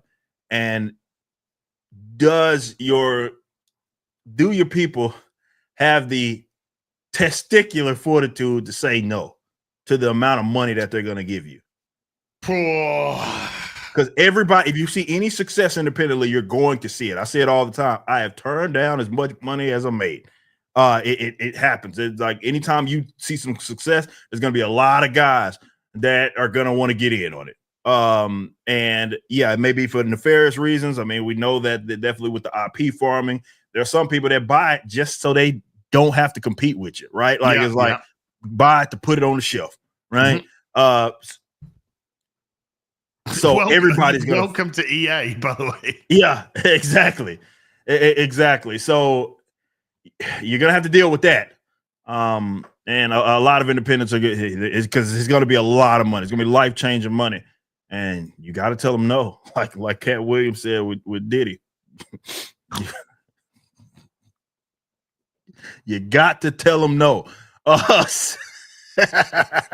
Karma J with the 1,000 HUFs says when getting out the closet gets out of hand also. Yeah. Oh man, you got to tell them no, man. You do. Shindo versus what a 5 says. If anything, Trash as a character makes people look like me, short fused dickhead. It's a terrible character. It's an unlikable. Trash is an unlikable, terrible fucking character. Yes. They damage their own cause. Love y'all. Yeah. Terrible character. Gatekeeper with a 3 months says, hey, Eric, hi ass. Haven't been on YouTube as much as I used to. I wanted to stop by and say hi. Really miss your ass. Hope you guys doing well. Hey, keep doing your thing, brother. We ain't going anywhere, man. So we appreciate you. Much stop love. by when you can, you know? Absolutely. That's how you do it, man. It's exactly like you're doing it, brother. Appreciate you. My man. Devon with a 58 months says, hell, Eric and chat, my copy of Horseman has arrived. Let's go. Love to see it. And I did shout you out in the chat because Dan Vask with his Brazilian money dropped 20 gifted memberships. I saw that. Big shout out to him. Much love to him, to the homie there. We got Garfield's Bizarre Adventure with a 5 said, just read Horseman, Chuck and Joe know how to cook, man. The best book in the Riververse thus far. I've seen some people, early readers are saying that, ass. The early readers are saying that. It is good, bro. Yeah, we got to get as is. I know he's across the pond, but we'll work hard to get it to him. But yeah, it's good, man. It is a really, really good book, man. They really did. I mean, they showed out with it, man. We have now Chibi with a 2-pen says no copy. It says no originality whatsoever. Yeah, because they're doing what everybody else is doing. My man's AndCap Gamer with a 53 months says, holy smokes, just got my Horseman order delivered. Let's go. Woke Mob is driving gaming into the dirt on purpose. Shout out AndCap Gamer. Man, he's been here from day one, man, since I first started streaming gaming, man. So much love to my man AndCap Gamer. He was actually the one that got me set up on Twitch when I helped get me set up on Twitch way back in the gap. So big shout out to my man AndCap Gamer. Love to see him here. As always, Eject with a 5 says that Jag commercial makes me want to open my wallet, suck some D and die. Genius. That's pretty good. That's pretty good. That's pretty good. Says B Chain with a 10 says it's either double down or admit you were wrong. Excuse me, admitting you were wrong to spine. Yeah, that's true. These people who embrace DEI have no spine, so double down it is. Oh well, good riddance. Not that money. Yeah. Bennett with a 5 says, guys, wake up, new slurs DLC just dropped in this pack. Big Jig, Jagged, and many more courtesy of Geeks and Gamers chat. Jagged, I like Jagged. I like it. Yeah. I have to put that in the arsenal.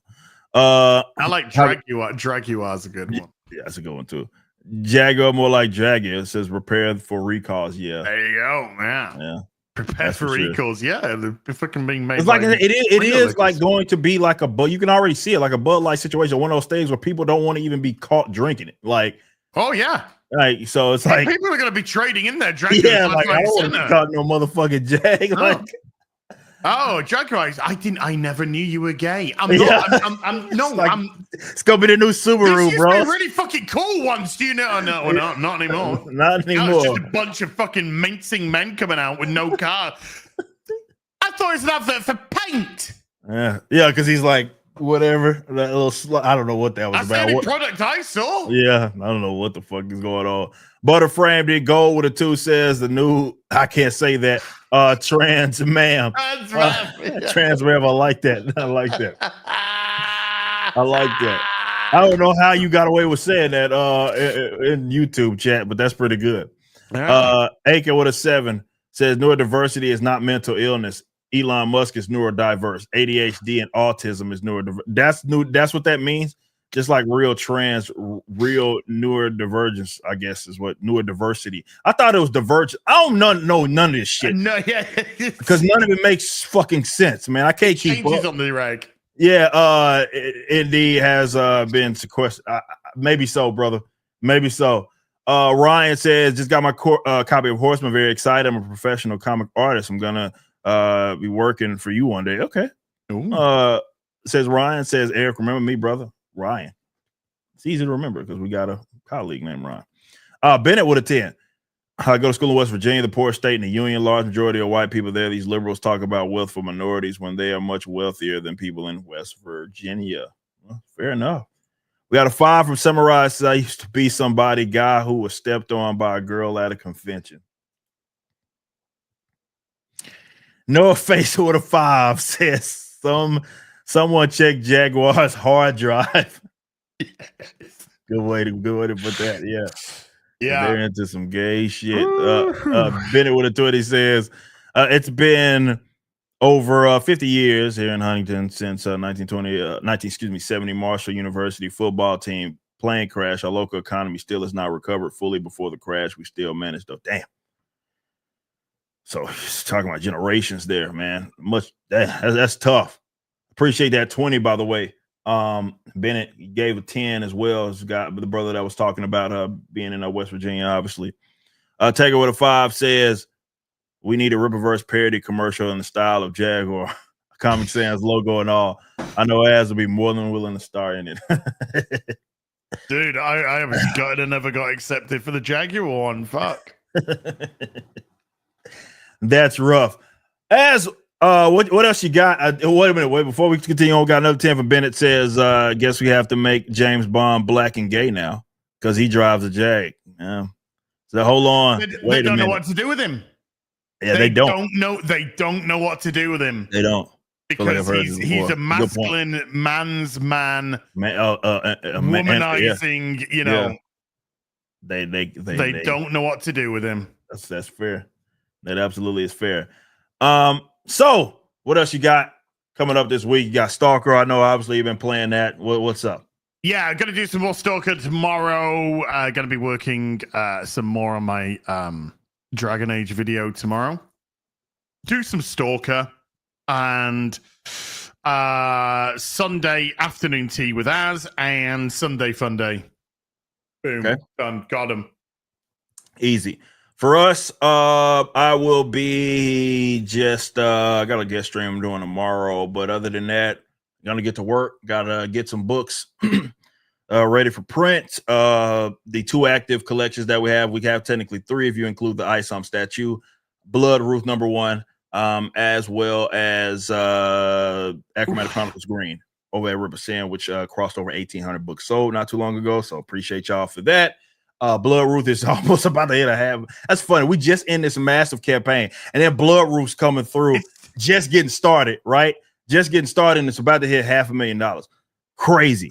Absolutely crazy, man. So appreciate y'all so much for the support. I don't know if I'll be able to squeeze another stream for myself. Get a copy. We'll see. Going out of business sale. Yeah, apparently going out of business because warehouses or something. I don't know. Taker with a 2 says, to be fair, Daniel Craig would fit right in at Jag. Fair enough. But next week we will be on Az's channel with Ribbon and Silverback episode number 49. So come holla at us there. We appreciate y'all. We had a great show today. It's been awesome, man. The show continues to grow, so we thank you guys so much, but we'll catch you next week. And again, we appreciate that continued support. Until next time, y'all, be easy and peace out.